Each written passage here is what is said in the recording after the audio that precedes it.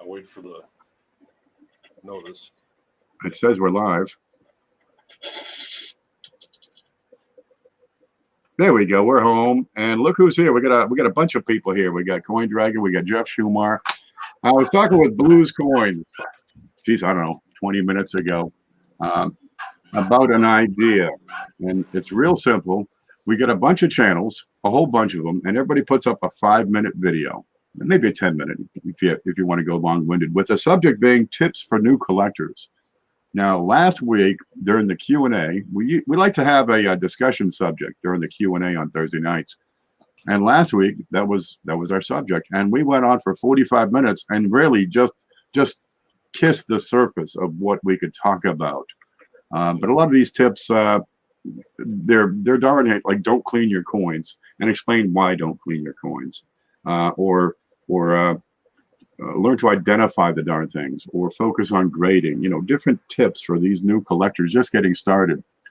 But if we had, a couple of dozen channels, it would be no problem at all to produce one video, every couple of weeks, a short one, 5 minutes, 10 minutes, something like that. And of course, everyone involved would add that to their playlist. So you could always find the tips for new collectors playlist. It would give exposure to a lot of the channels. And more importantly, it would give these new collectors something they can focus on and get around to see, all these different channels. And they can decide and pick and choose which ones they like best and subscribe and follow and watch and learn. I think it'd be a lot of fun. Yeah, it'd be fun. So how do we organize it is the next thing. We like to see on my short list of notes, which is, so far it's 3 lines of notes. We have an organization where people are able to make a video, and the subject is tips for new collectors. And we want to get somebody making one video each day. How's this going to work out? We have to announce it, right? We got the YouTuber group would be a great spot. The Q&A group, we might be able to use that. Some of these other groups, get people out there sharing these video links so that the new collectors can find out about them. And then once they do, well, geez, here's a whole playlist. I can go watch 50, 60, just binge watch. Like they do that with Game of Thrones. Yes. We'll binge watch the coin channels. That makes sense. But it'd be exposure for the producers and good quality content for the new collectors. Look at this. We got all kinds of folks in here. There's Linda, there's Shady McGravy, Coin Dragon. Oh, wait a minute. He's over here too. Hey, I'm everywhere. Jeff Dunn, Bill 457. He needs another 150 to reach 1,000. Nice, Bill. Get over to Bill 457, and why not just give him a little subscribe? It doesn't take much. Let me get over and open that in a new channel. Nope, I can block him. That's not what I want. I need the YouTube channel link. Let's see if I can find that. That button? Here it is, view on YouTube. There. Channel link. Let's see if I can find that. Okay, so I got Bill 457. There's 3 dots beside his name. It says go to channel. There. Right click, open a new tab. That's it. That's what I did. And now I'm going to paste it over here. There's the paste. There's a link that just showed up in the chat. That's going to be Bill 457. Wow, decent. No lag. Saturday afternoon is his time. He gets on there and has a lot of fun showing off his new finds of the week. So we got a bunch of people in here. Let's get some feedback on this. What would you like to see on a coin video series that's being pitched into by lots and lots of different channels? What would you like to see? We can put together a single topic, right? Tips for new collectors. And we can share the links as the videos are produced over in the YouTuber coin community group. Well, let's hear you. Seamus says, when I first got back into coins after 12 years away, I really had fun binge watching videos from Blue Ridge, Coin Up, Coin Help You, and the Coin Raw Hunting channels. I took a lot of notes. You see, explaining how to take notes would be a fantastic, 5 or 10 minute program. That's outstanding. Yep, binge watching is good. Some of these channels do do a fantastic job of putting out good content. When I first got into the YouTube videos, yeah, I cut my teeth on Blue Ridge and JB coins, for example. Yep. And this all started for CMUS in March of 2019. Gosh, you got another 30, 40 years of coin collecting ahead of you. Makes good sense to, well, get trained up. Learn I as much actually as you started watching channels like you, Ken. God. Because you were already up and running by the time I got onto YouTube. Well, I try to put out good content. And, well, sometimes I just goof off. Yeah, well, me too. Yeah. Yeah, I remember when Ken first started really doing stuff on YouTube. Mm-hmm. Man, Yeah. first time go, Ken. Getting into it too. Like 10 years ago, I started with a gardening channel. That just, no, that didn't work. That was a shame. Work got in the way. I grow it. Then they send me out of town for 3 months. I come back. The weeds are up to here. The plant has long since expired, right? I got zucchinis out there as long as your leg and as hard as a piece of log. All right. Can't really do much with that. Yeah, that's... Linda says Quinn got her started. Quinn's got a great channel. Quinn's the fellow who put together that the scoring sheet that CFA and other people use when we're doing coin box battles. That's too handy. Everybody can make a contribution to the hobby. Geez, if you could create a 5-minute video or 10-minute video and just talk about one particular subject, a nice little concise teaching event, what would that do if you had, scores of them over time? Because if you could pick up, one video per day, you'd have a pretty darn good library in a month or two. And just keep on going after that. Sure would. Yeah. Seema says, I finally stumbled across Coppercoin's YouTube after knowing about using his reference webpage, coppercoins.com. Then that led me to Ken and Paula. Oh, I scrolled up. And Chris and Mantic. Yeah, there's some good folks out there. Coppercoins, he's been on the Q&A. That's Chuck Daughtry. He's been on the Q&A before. But geez, he's got so much going on. It's hard to take a 5-hour section out of your life. And Shady is a pocket change harvester. No problem. Coin farming. That'd be a good channel name. Who wants that one? So tips for new collectors. 1 video a day, right? Announce it through. So we need to promote the event. And we have, the YouTube. YouTube. We get the playlist. Yeah, you make a video, you're live, you say, hey, there's a new tip for new collectors over in this channel. You put a link up somewhere. You can promote it on Facebook groups because there's all kinds of coin groups on Facebook. Twitter. Anybody on Twitch or what's that one with the Instagrams? Oh, Instagram, Snapchat, all those ones. Social networks. Yeah, I'm on those. Kind of. But this one works out because tips for new collectors don't require you to focus in on a coin and show the inside of the numeral 9. Let's see. Where's a coin? Here's a coin.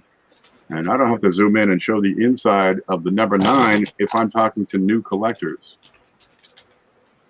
Where's the 9? Where's the focus? There's my thumb. I gotta watch my thumb. There you go. We don't have to get in this deep. I mean, if you just had a big headshot, hi, how are you? Here's a tip for new collectors. Don't wash your coins. And here's why. And then spiel on that for a few minutes. I think that would work just fine. So more people can get involved that way if we're not getting into the super duper nitty gritty, right? Just good practices, how to properly handle your coins. Grab them by the edges, for example. And why you grab them by the edges, right? And what it looks like when you stick a cheese curl covered fingerprint on top of your coin. Gosh. So it could be done with wider view cameras, and a lot of people have those just on their phones. They could be walking along, and there's a flea market. Well, let's go check out the coins in there and see if you can come up with some tips for new that way. Antique stores have them sometimes. Yeah. Where can you find good coins? Where can you find coins, period? Because a lot of B&M shops have shut down in the past 20 years. Now the advent of the internet has removed the need for leasehold expenses. Yeah. Hmm. Some yard sales I've run into at times too. In fact, about around 99, 2000, there was a yard sale right down the street, and the guy actually had a display case with coins in it. Yep. And I think that's where I got my first copper nickel 3-cent was from him. There you go. For a bargain, probably like $10. So where to find coins would be a good tip for a new collector. That would be good, yes. Yeah. So we could assemble a list of potential subjects for everybody over here in chat.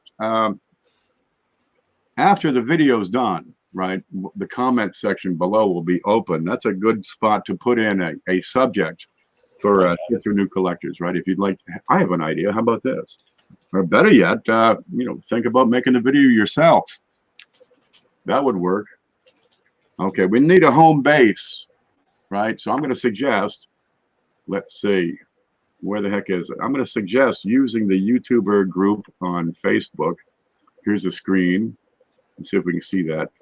YouTuber coin community group on Facebook would be a great place to announce each new video, because it's made for coin people and it's made for YouTube. So let me post that link. There's a copy, and we'll take it over here and paste it in there. So if you're not part of that group, well, it's a good time to get involved. Hey, Hector. Okay, here's this button. Home. There. Okay, so we can use that as a home base. Use the Facebook group as home base. Yeah, get all the information there for what's new and what's coming up and etc. Yeah. I guess a couple ideas I'll throw out there is kind of sort of where to start. I mean, that's a good basic type of topic. There's so many different avenues, so many different pathways, so many different types of collecting. Where do you start? You know. Good. You got the first video answering that one. Where to start? I mean, you can extend that and focus on just U.S. coins, just pennies, just Canadian pennies. It's a huge. Where to get good information? That's another one. I'd like to find out, because I could really use some. Yeah, where to get the good information, how to stay away from the bad information. So there's a lot of that out there. Yeah.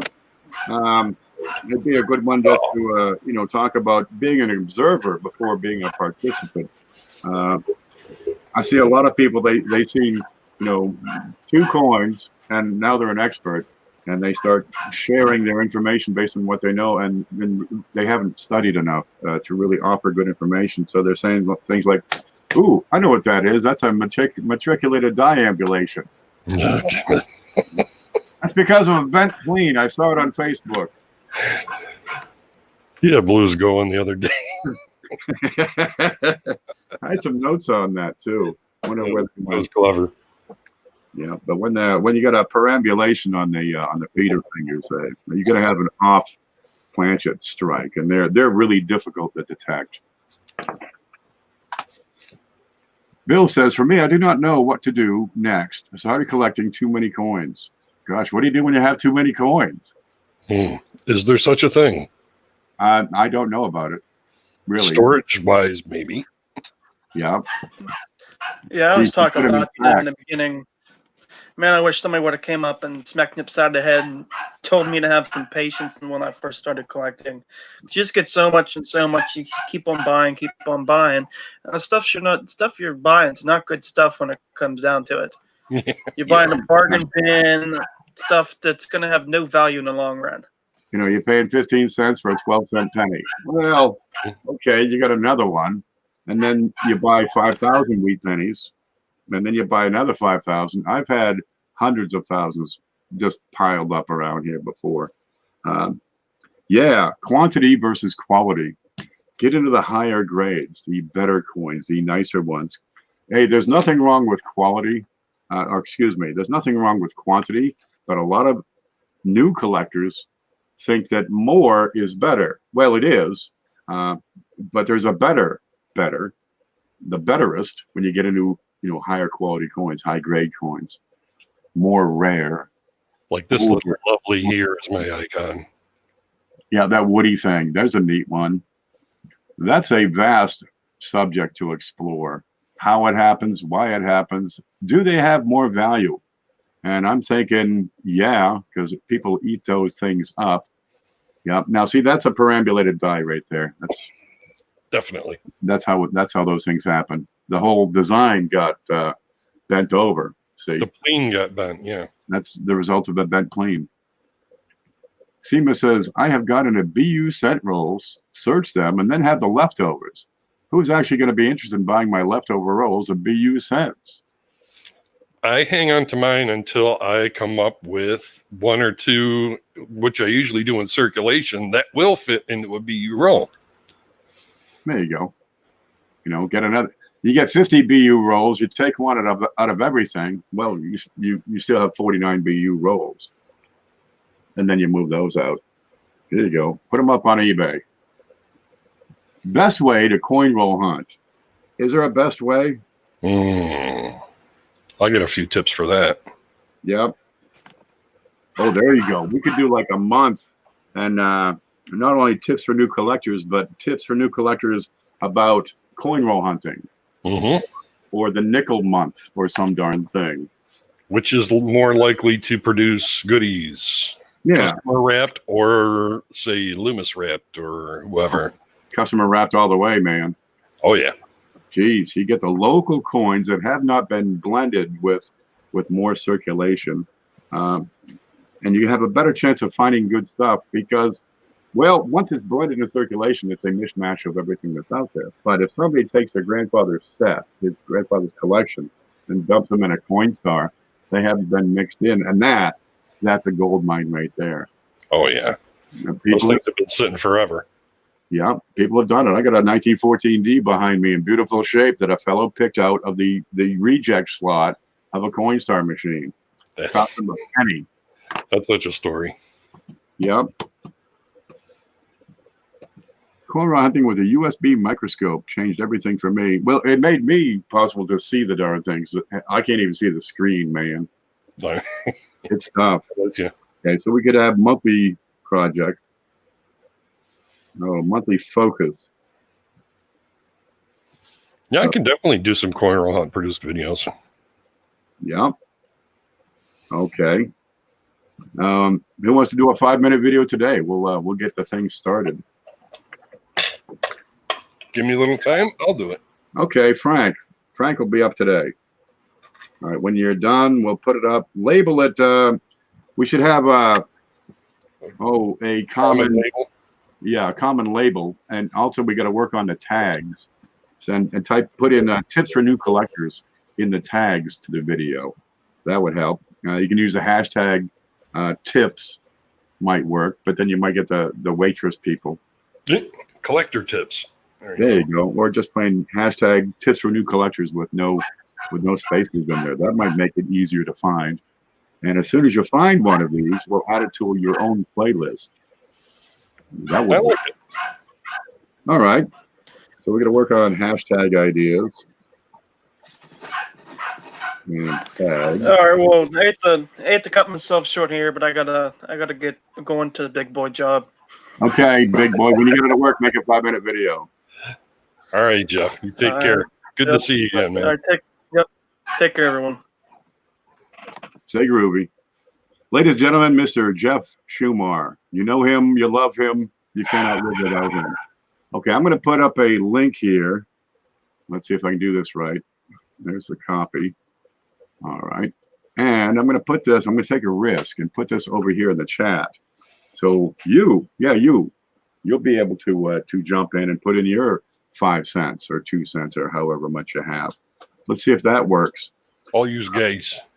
But we'd love to hear from the people that watch the videos and the people who are new collectors, the people that this would do the most good for. Why not? I mean, we've all been there. We've been collecting for years, some of us. So we forgot about the new stuff. Geez, you forget about, don't put that in a sock and leave it in the onion drawer. That might be a good tip. Yeah. Stay away from the sulfides. Geez, the sulfides. Yeah, onion rings are terrifically horrid on coins. It gets in the air. The grease gets around. You always have those bits of flaky crust. They're deadly. Aunt says, now you tell me. Well, better late than never. Okay, we get Bill 457 has joined us. Here he is. Hey. All right, here I am. How you doing, Bill? Good. And here's Hector. Look at that. Now we can fit 6 people on the screen. All right, for me, when you go to the big show, just have faith you will win. It took me 2 years to win it, and I'm getting feedback. Yep. Kill the video on your on YouTube if you're watching YouTube still. Oh no, I don't think that's on my end. I'm good now. Yeah, for the new collectors that are on these on a Sunday night big show, just have faith you will win. It took me 2 years to win. Yep. You probably win again in 3 months. Yep. Yep. And it was a big win. But where I'm at with collecting is I'm lost in between. I got Canadian coins, foreign coins, different types of U.S. coins. I got dimes, nickels, quarters, and I don't know where to go to next or what to buy next, or I got enough here to keep me going for a while. You know, that's where I'm at. Where do you want to go with your collection? What would be the ultimate objective for your collection? Well, I want to get more gold this year, but that's I'm gonna buy more gold this year. Great idea. And buy my normal silver, my silver coins, the pandas, the koalas and all that, and the kookaburras. But what I got here, I got to deal with it. Like my wood cents, I got dimes, I got a dime book, I got a $10.50 album that's not filled. I got the Canadian large cent collection. It's not finished. I need like about 7 more coins. Well, that's close. Yeah, I need to. You know what dates I need if you collect them. All the expensive ones. Yep. The no H, the first year, and the 1859 has like 9 different varieties. I got 2 of them, but yeah, I found the good thing I looked at them pennies that weren't marked in the flips, the 2000 wide AM, and I got a 98 wide AM. You're darn right. And I do that intentionally. You have to hunt through that big package to identify what you have. It'd be a shame if you spend it. Well, that's not the big show is pretty handy stuff. Now, I thought you wouldn't put that penny in a flip for no reason. I've got some inexpensive flips I do for inexpensive coins, like say a Mexican peso. I'll use one of the inexpensive flips, but for the way they'll go in a stiffer flip that's meant for long term. Boy, them things made my eyes hurt. Them ones you put the foreign coins in. Wow. Just to mess you up, Bill. Whoa. I go through too. I wanted my stuff to smell better than Cindy's, so I put some of this spray on there. A little. I would definitely shit here again. Laboratory mist. Oh. Just one spray on the bubble wrap. Let it dry up some. Came out. Oh, smell that. Smells like a department. I got that coin, Hector. Yeah, I was looking at that too as he was moving through it there. Cheapskate. Yeah, my shader just got delivered. I got to go to the mailbox. Yeah. Okay, Cheapskate. Cheapskate's here. We're putting together this idea, right? Cheapskate. I like that peso I got. Yeah. We want to do a collaborative project where we have lots and lots of channels that produce a short 5 to 10 minute video with a single subject. Tips for new collectors, and I think you could particularly help out in this aspect. A single subject. Okay, kill that mute. I did. Go on. There we go. The whole idea is, well, it's a coin community. We all work together on this as a collaborative project. We could probably put out a video every single day for the next year, right? And never hit the same subject twice. And if you did, that wouldn't be so bad either, because everybody's got their own perspective. We'd be able to promote the videos on all our on all the several channels. You do a video live. Oh, by the way, there's a new tip for new collector video out over here, and put a link up to Bill 457's channel, or Hector's channel, or somebody else's, Jason Patton's channel.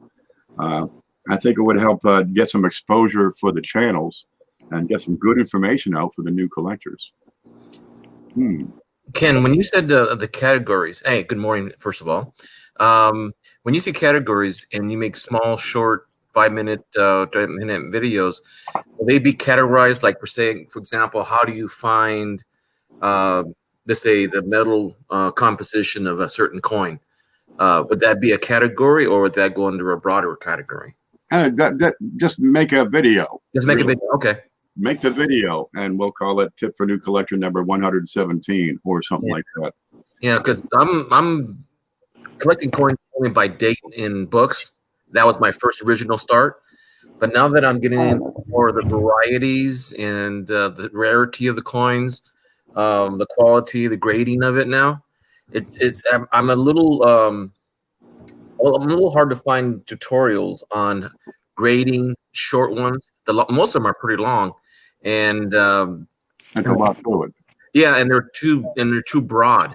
You know, I was just thinking one category, one type of grading for certain coins, what to look for in a short video.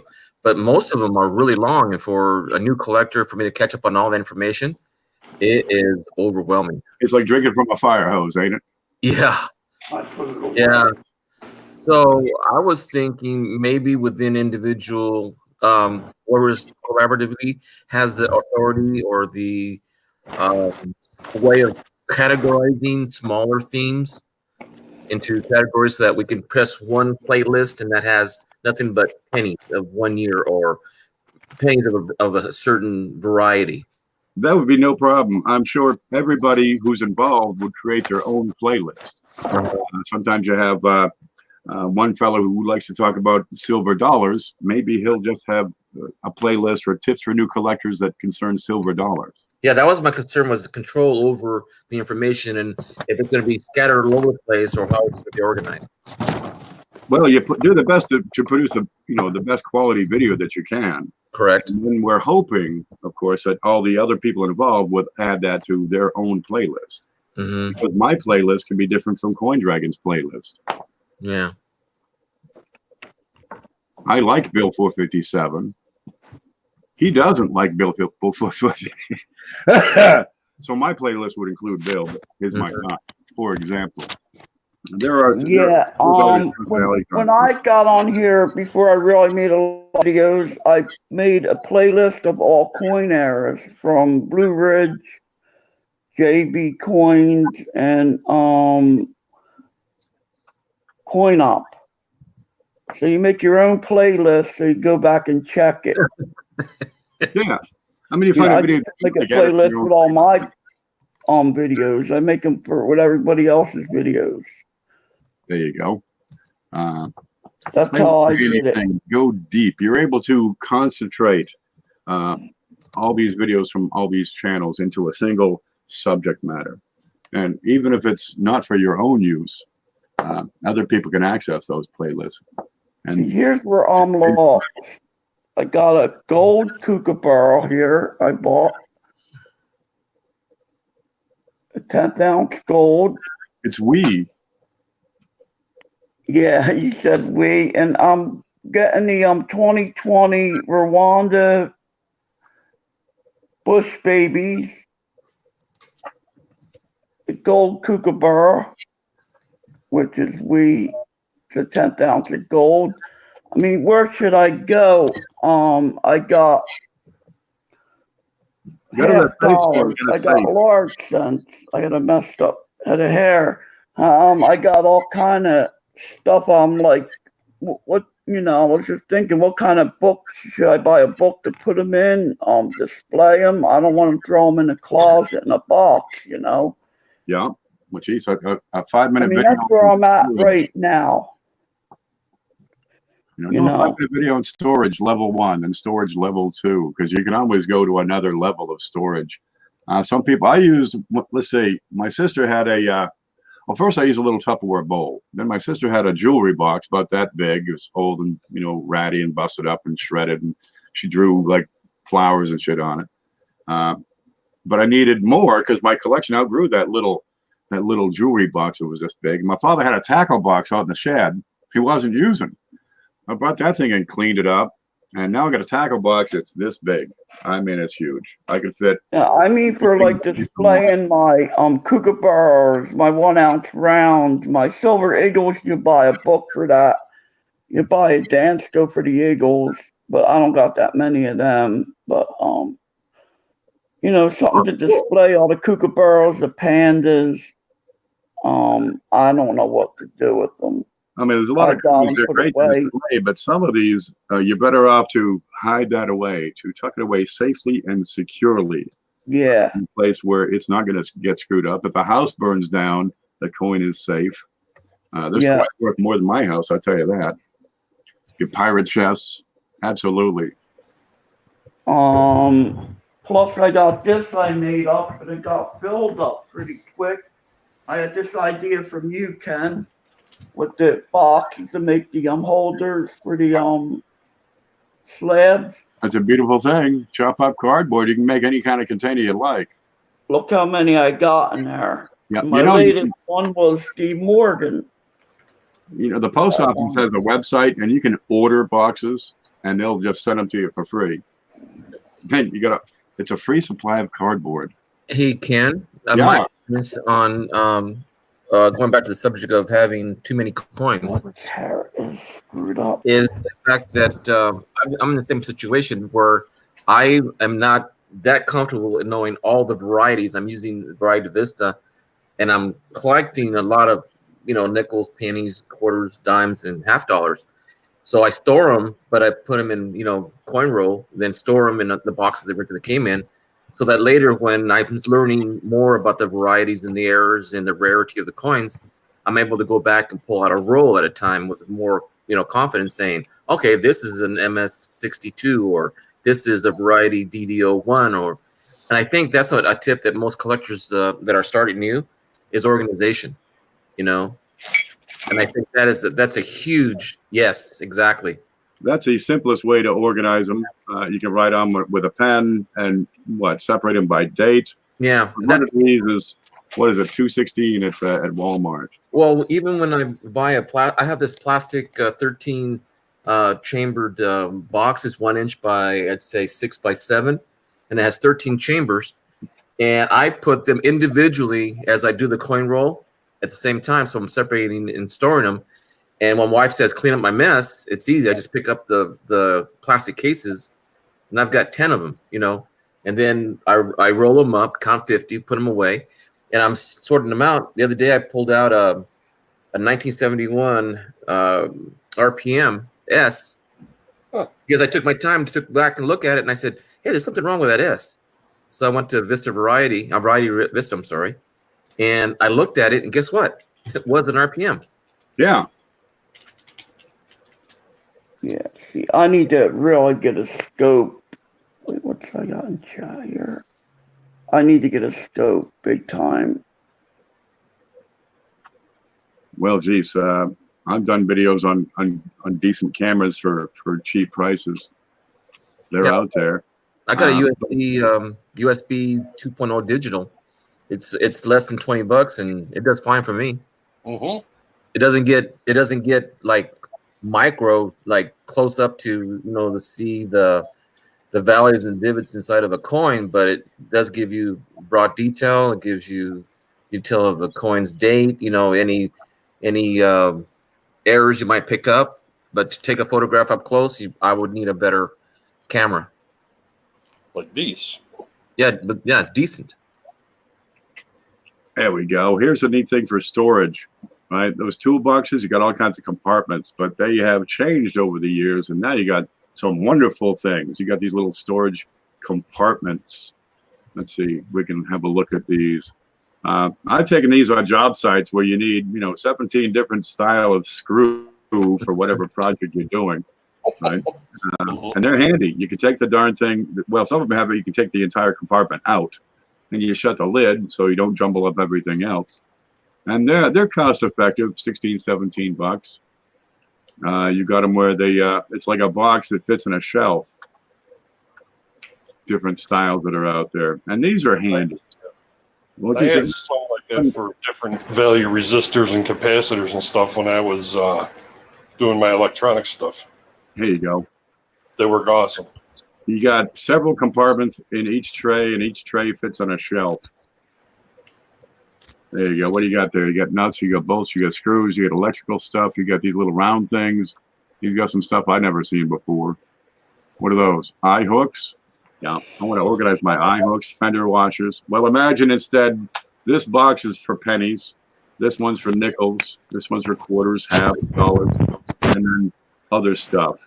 Something like this, a 38 compartment rack with 6 small parts organizer. What's that running? 20 bucks. That can go a long way to helping somebody new organize their collection. Maybe they use one of these for just putting rolls in. You can probably fit some, a few rolls in some of these. Those little dividers move left and right. You can move them around. Take them out, put them in. Yeah. Yeah. What else we got? That big one. Here's a big one. 44 compartments. That was 30 bucks. Is the hardware store the place to get your stuff to store coins? That is maybe. That's pretty slick. Everybody has their own way of collecting. So maybe this will work for some people, and other people would say, oh my God, no. Distraction. That's good for nuts and bolts and stuff. Yeah. We're just offering tips for new collectors. Speed Yeah. loads. There we go. There's 29 pages of the darn things to play with. That's good for parts and stuff like that. But you can put coins in it, I guess.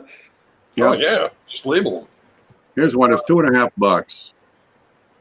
You put together a few of those, you might have something kind of neat. They're easy to stack. I use direct fit holders for my coins. But Wow, I should pick up some of these at the big show. Oh, down.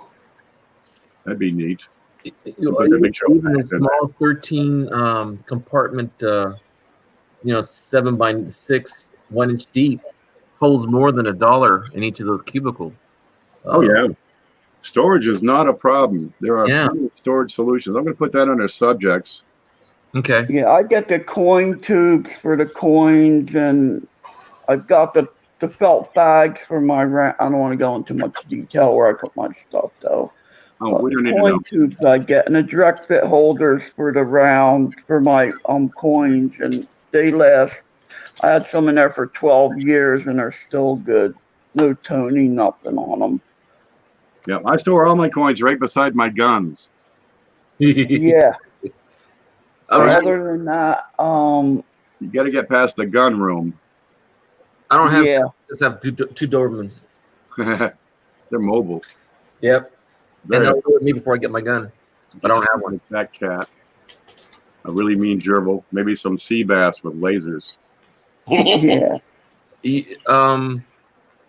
Have you heard of R, coins, Ken or Frank? There's a lot of them. Have you got a link you can share in the chat? I haven't learned to do that yet, but it's R, A, both capital letters, coins.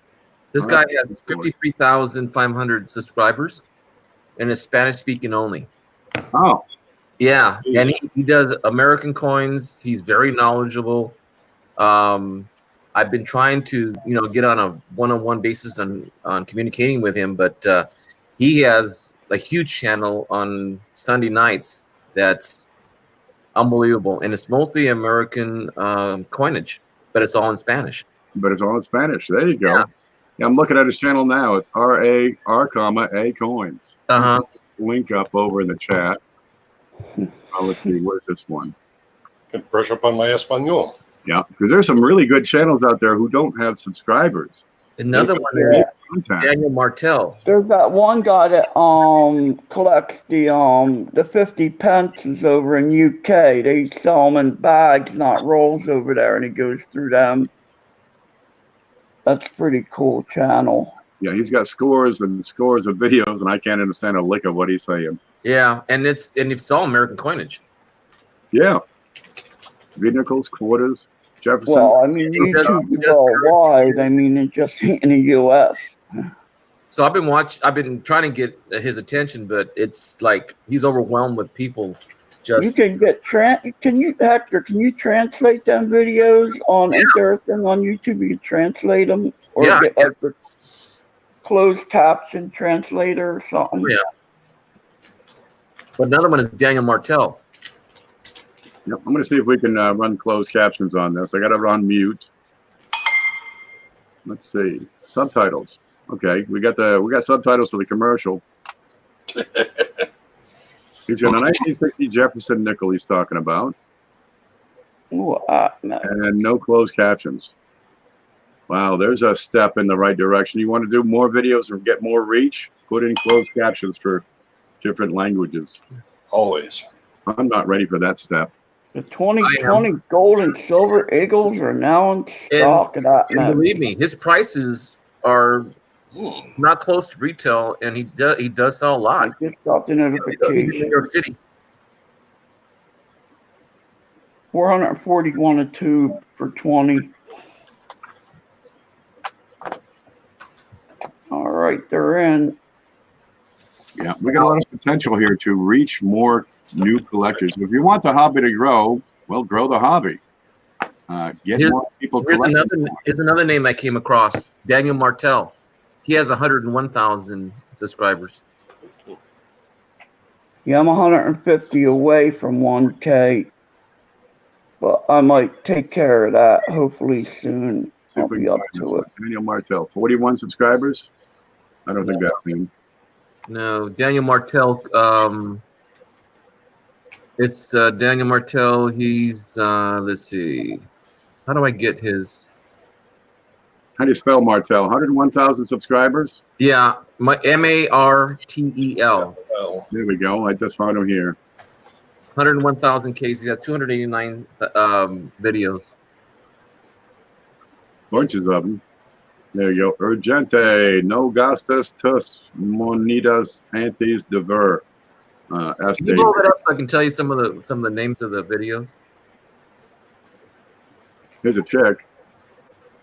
Tienes el penny 1990. Mira el video. Yeah, I watched the video. Yeah. I bet you this is about the Cheerios dollar. And we wait for the video. That's got to go through. Yeah. You need ad blocker or you block origin. Yeah, I have an ad blocker on my phone. It gets rid of look, we got captions. Muy buen tienes del año. You can get the closed caption translate, I think. It's the only way I know. Let's see what it says. Oy vey, mamma mia. Aprender algo nuevo y que seas represente con las canciones, estas congregaciones características del especial Too Fast. Man, Hector's handy. I can change this just a little bit. Here's a setting, and we'll go to I like Russian. And let's do in 3/4 speed. How about that? It's always fun. Let's see if we can make that bigger. Slow it down. Whoever it is sounds drunk. All right, and move it over just a little so we can see the whole darn thing. There we go. Si miran bien, significa ahí está, damas y caballeros, pueden ver esta forma preguntada, esta forma filoso. Okay, it's talking about the feathers and the lines in there. There's maybe a issue with die crack, and it's an MS-64. Oh, it's a speared eagle one. Yep. Yeah, the wounded eagle. That's worth money. He's talking on the back. He's talking about the grade 64 and continuation that it sells that representing the brown baby, $312 in 1911. Man, I got all kinds 9/11. 9/11. 2019. You got that text wrong. A page from Harry Tex Auctions. MS64.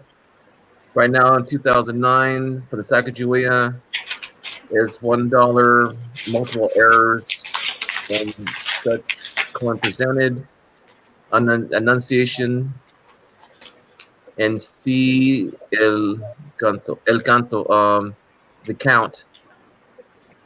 3 areas of error. Nominations take of 35% to 40%. It's been Center. struck. Yeah, so he goes into detail about what the coin is issues and conditions. Jeez, if you speak Spanish, that's a good channel right there. Yeah, I visit all the time. Very good. Where's he located at? The New York. Oh, okay. I'll give you the link on that. Daniel Martel channel. There we go. And I'll put that over here in the chat. And I think he does speak English, but it's heavily accented. But I'm not really sure because there are times I've heard him speak really well. Oh, all right. 100. There's 4 channels in Spanish. You wouldn't believe how many people are collecting. I mean, right there was almost 200,000 people there. Well, see, on my Facebook group, my Facebook coin site, I got a lot of people from the Philippines visiting that, and Yeah, I even got offers on coins. Some people from the Philippines in some parts of like above Leyte, they speak Spanish. Yeah, I even got coin on people offering to buy some coins off of there, but you know, They've got volcano trouble today. Yeah, I heard. Yeah, and the Philippines going has up a again? volcano. Yeah. Time for some Jimmy Buffett. Okay, so what we're trying to do, where's the face shot again, is organize a group of people, a whole bunch of people, the more the merrier, I say, into creating short videos, Check it about out. 5 minutes or so. We'll try to get one per day. Use the YouTuber group over there for the YouTuber coin community group on Facebook to announce the darn things so we can promote, everybody can see the darn thing and promote it. And the viewers would know where to go to find out where the next one is coming out. So how do you make them hashtags put up? I wrote it down. No spaces in between. Hashtag tips for new collectors. Let's see if I've got this. I can show you. Okay, here you go. No screen. There's a screen. When you make a video, you got the description you can fill out. Yeah. And you just type it. Number coins. Number coin collecting is what I've done here. That's the ones I use the most. Title, you mean? Yeah, I can focus a little more. Let you see that better. There's that. Okay. Go to YouTube. There it is. Just stick it in your description. It's not in the video, the title. Yeah. Let me go to YouTube. Okay, and we'll let's upload a video. Upload video, and it'll tell me. Give me an. I got it. I see your one right here. Yeah. Hashtag coin collecting. Tips for new collectors. You want to go with that? Yeah. Okay. You put it before you put the title in. Put the hashtags on top of the title. KC135 is flying around. You can always edit your video, and here the description section. That's where you type it in. Just number coins, number coin collecting, and YouTube will take that and add a link, and it gives you a search response. For every yeah. coin. Okay, got it. Yep. And Check on Instagram. They hashtag every darn thing on there, and there's half of them don't have a page. Tips for new, no spaces, new collectors. And that's it. I'd hit save, and then I would see this video show up with that hashtag. Okay, tips for new collectors. Got it. All right, we'll start that up then in all small letters, right? Not caps. Yeah, all right. Yeah. I'm looking at yours. Okay. Pull up the video. There it is, right there. Look, tips for new collectors. I have yet to watch that video, actually. Yeah, neither have I. It's taken off. I got over 2,000 views on it. That's pretty impressive for my little channel. But if you click on one of these hashtags, it'll take you. I'm going to use coins because I know there's a lot more. It'll take you effectively to a search where everybody who has used the term number coins, hashtag coins, is going to show up. You know, Silver Seeker, Couch Collectibles, Dr. Lori, Rob Finds Treasures. I've used it. Number coins on YouTube. There's a whole series here. Couch uses it extensively. Here's look, the Big Show. Number coins. It's in there. Silver Picker, Metal Detecting New York City, Art Insider. Ooh, that's a neat one. Coins have booby traps. I just want to look at that because it looks kind of neat. Let's get through this first. 2, 1, 0. Skip ad. Have you seen these? No. Whoa, look at that. Bear trap. Yeah, Oh, wow. Look at this one. It's got eyes that move. I got that one video I did. I could not get the 2019 enhanced reverse proof. There you go. I got 600 views on that video. Yep. Well, something like this project would give content creators a little more exposure. Okay, that's part of the idea. Is you're 150 short of going to 1,000, so you can monetize your channel. This sort of project would help you towards that end. Okay, I'm gonna have to do that, but I have other ways to get to 1,000 quick. Well, that and 4,000 watch hours too, because I'm at 707 right now, and even if I get to 1,000, my watch hours are like, under 1,000. Yeah, well, they start that all over in the new year, correct? All the times and everything starts fresh. The previous 12 months is what determines. So right now, it's anything from 1/14/1919 up until now. So every day is a different year, and it readjusts, or there's an anniversary date of 1 year distance between the two. The previous 365 days is what matters. You have to have your sub count, and you need the 4,000 hours in that period in the previous 300. You need 4,000 hours to get monetized, though. But I ain't worried about that too much. Yeah, even if I do, I don't think the amount of money is going to be that substantial. I mean, I'm not. I can't do none of that yet. I'm supposed to retire. I'm supposed to have retired 2 years ago. Yeah. But since I'm getting more into this, I think I'm gonna need a little bit more money in order to build what I want to do in the future. YouTube offers a unique opportunity to create content and monetize that, and the video producers get 55% of the ad revenue that is seen and shown for their video. It ain't too bad. So really, it comes down to just put out good quality content. Build those. You get over half the cut of posting your own videos pretty good on our platform. Beg your pardon? You get over half the cut of the money for posting a video on our platform ain't bad. Yeah, and it's working out pretty well. I make 50 to 75 a month typically. December was pretty good, so I actually get paid this month. And if that ain't bad. I get paid again next month. That's for the commercials too, or? Yeah, that's all the advertisements, the in-place ads, the little the banner ads that you see. Oh, okay. Let me pull one up. I'll show you here. Let's see. Here's a screen. So there's my channel. I picked one out here. Oh, let's see the pre-game show from Sunday. If I show that, I'll get a video here at the front. See, ad in 5 minutes. Oh, you can pick your own ad. I can't. Not yet. Oh, okay. Here's one about a drone. Okay. You want to buy a drone? Sometimes it'll get some placement ads down below your title. I get down with some drones. And on a long video, you'll get several ads that'll be placed in there. Yeah, a couple ads were pretty cool that I've seen on a few videos.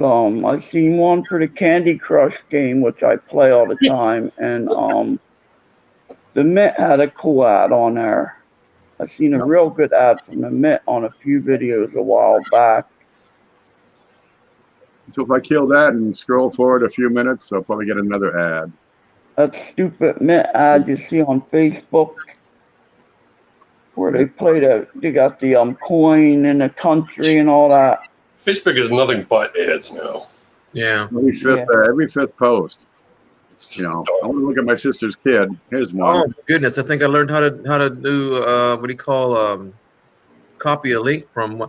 Here's another guy that has 57,000 subscribers. Ooh. Geez, I got 3,000. I'm pretty happy with it. I think I'm doing pretty good. Yeah, and the reason I guess the reason why most of these people here that have over, let's say, more than me, is because they're so isolated in their language, but they are such a popularity in what they like to collect. Yeah. Sure. There's a huge niche for just Spanish speaking, Chinese speaking. What are your most common languages in the world? Arabic, Spanish, Chinese, Japanese. Speaking of Arabic, remember I was telling you about the coins that I was talking to kids about, and they got interested. And I was talking to one kid who was he's 17 years old. He's got a $25,000 portfolio in the stock market. And he's actually trading in class. I'm going, you need to put that away. Yeah. I quit. When you time and a place for everything. Come on now. Go with them. You know, instead of me telling him to put it away, I told him stand in front of class and teach us. Yep. Show us. And that was, I mean, my supervisor didn't come in the door, nor did the vice principal, but at least, you know, the kids were all going, wow, you know how to do this? That's you can learn interesting. something that can advance your situation, that can give you That's probably smart parents that taught them too. Or the thing is, it teaches them math. It teaches them skills in the stock market. He pays attention to reading, you know, the Wall Street Journal. He does. He can rattle off things that I understand, but not complete confidence like he does. I always wanted to go work for the Wall Street Journal, printing paper. That's not too far from me. They used to have the satellite. They have the big satellite dishes. The reporters would go out, report, send it back by satellite. Would go right onto the printing plate, right to the press. All automatic. Cool technology, man. Wow. Real cool. And that's another thing too, is trying to get, you know, students. And this was back in the 80s. You know, I mean, I've been talking to Ken. I talked to Ken a long time ago about this, but I'm trying to get a coin collection or coin hobby on campus. And I mean, I have whole classes taking out their wallets and looking at dollar bills and see if they have a star note. Yeah. These are cash only carry kids because they can't use an ATM legally. A lot of stores will prevent students from using an ATM because they're not over 18. Interesting. Oh, wow. You got to be over 18. You're a cash carry only type of students. Okay, I've done a little bit on spreadsheets before, so I'm going to show you a spreadsheet real quick to give you some idea of what the hobby can offer. So I'm going to take the focus here. Okay, where's that spreadsheet I just had go? Come on back up. Here we go. Wasn't my turn to watch it. If you ever done spreadsheets, it's really just text, presentation of text, and formulas. So I'm going to enter some formulas over here and numbers. Okay, let's say you can take this hobby and you can produce, say, $100 per week, right? Not a whole lot, just $100. Maybe you're buying them and selling them. Maybe you're, trading coins, exchanging them, finding a way, just videos. You can make $100 a week. And you do this 50 weeks a year. Give yourself 2 weeks off, go on vacation, have some fun. Okay, I'm going to move this one down just a bit. How do I do that? I'll cut that. Cut. Paste. Okay, we're going to come up with a total of dollars per year.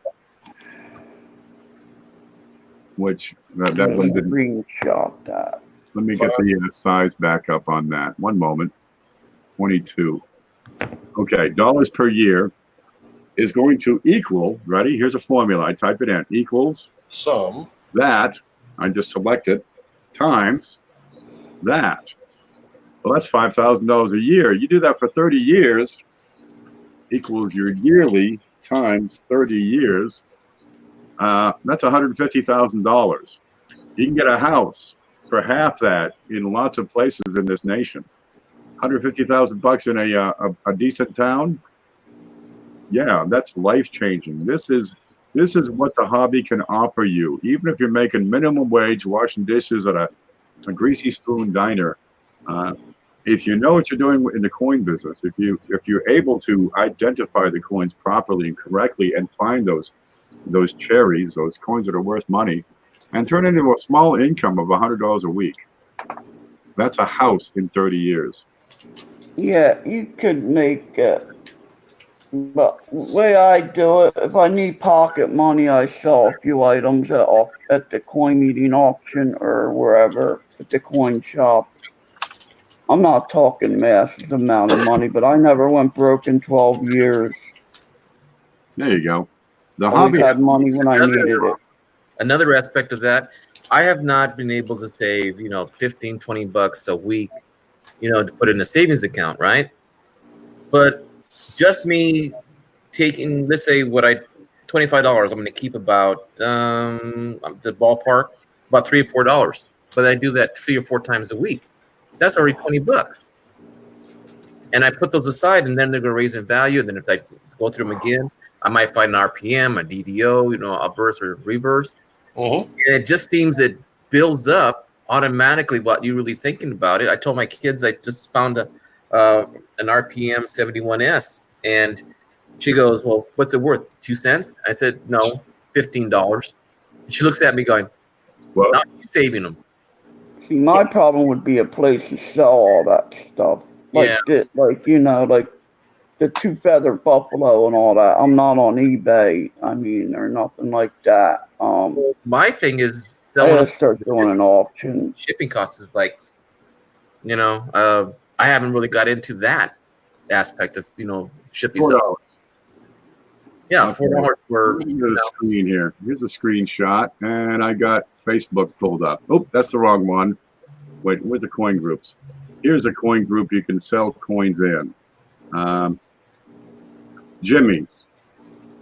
Yeah, that's a big one. I've seen that one before. Jimmy's Coin Shop, the place for any collector, right? You have some coins, you can take decent pictures, you got the shipping figured out. And dude, that's a 20-minute video to explain how that works. So you got a computer, a printer, a PayPal account, and a camera, and you can do this, but you have to identify it correctly. You got to have decent coins. You have to price them correctly. My brother was just sending me a picture of where'd he go? A Susan B. Anthony dollar here. And he collects too. No, but he found a Susan B. Anthony dollar, so he's convinced it's worth $23,927. No, that's Etsy you're looking at.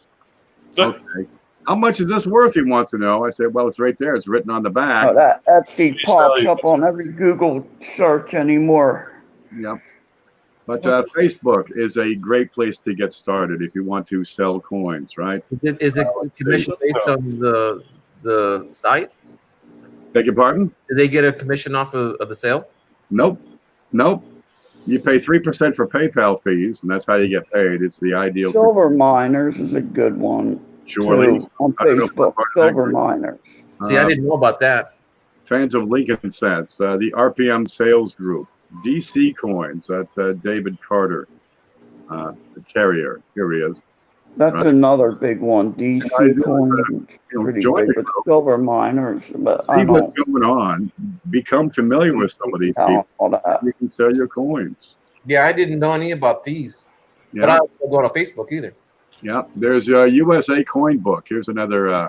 Yeah, Facebook's a lot different than when I got off of there and got on here. USA Coin Book. It costs nothing to join.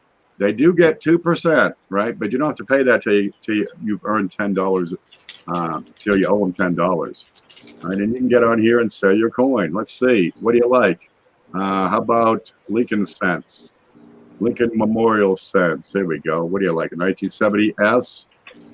There you go. All varieties. I got 12 of the darn things are up here for sale. You got some small dates. You got some large dates. It's kind of neat because if it's green, it means there's at least one for sale. If it's white, there are none for sale. So if you've got a 1990 9 wide AM. Here's a wide open opportunity to put your item up here and sell it, and you've got you got a corner on the market. Wow. You know, Ken, the other thing too is that I lost my train of thought, but I was thinking, what do you think about people who put it in an envelope, send 55 cents on the envelope, and they put it in a paper, little note, maybe a little cardboard to protect it, and send it through that way, and it's a very decent coin for about 20 to 50 bucks. How would you feel about sending mail that way? Buyers don't have a problem paying the $4 to get a coin shipped USPS first class with tracking. A lot of people like to know there's a package coming today, right? So they can keep an eye on their mailbox. Oh, Yeah, I get the tracking notification. Before the hippies get to it. I lost a silver eagle. You got the tracking. I mean, a Morgan. A Morgan got lost that I mailed out. Oh boy. Darn shame. But if you're the one wasn't the best condition, but only the coin got lost. If you're selling the coin, once it's delivered, you have done your job. Right? It gets stolen from the mailbox after being delivered. That's on the buyer. That's the buyer's problem. Hey man, it was delivered. Here's the piece of, here's the report from the U.S. Post Office. Yeah, I won a thing off of the JM Bullion coin site. I won a coin on a coin contest they have every week, and the mail lady put it in a box and put 2 or 3 different packages from 3 different apartments in the same box, and I got stolen. I put a complaint and they sent me a new one. Yeah. This happened 4 years ago. When you get into priority mail, now it automatically includes $50 worth of insurance. Kind of nifty, but your shipping charges are $7.50. I charge $4 and $8 for shipping. The bigger packages over £1, I have to go with the priority mail, and a lot of times I'll have several of these, so I'm trucking it up the road to drop them all off at the post office all at once, because I don't want to stick something out here in the mailbox. Right. Flag up. Mailman already came today, so what? It's going to wait there until tomorrow?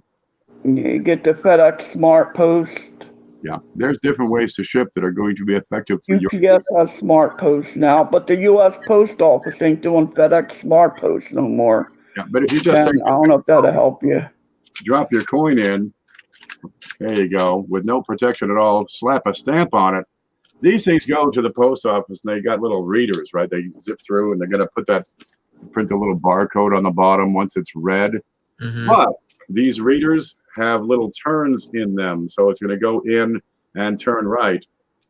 There you go. It's going to take a hard right, and if you got a hard coin in there, you're going to rip up the package, and there goes your coin. And a thin envelope. You need the heavier envelopes. Shipping is an easy thing. Protect the coin during shipping. I use the right hand canceled on the envelope, the mail lady told me, or get the non-machinable stamps. That's how my Morgan ripped out of the envelope. Okay, here's one thing. I get marked non-machinable gets machined.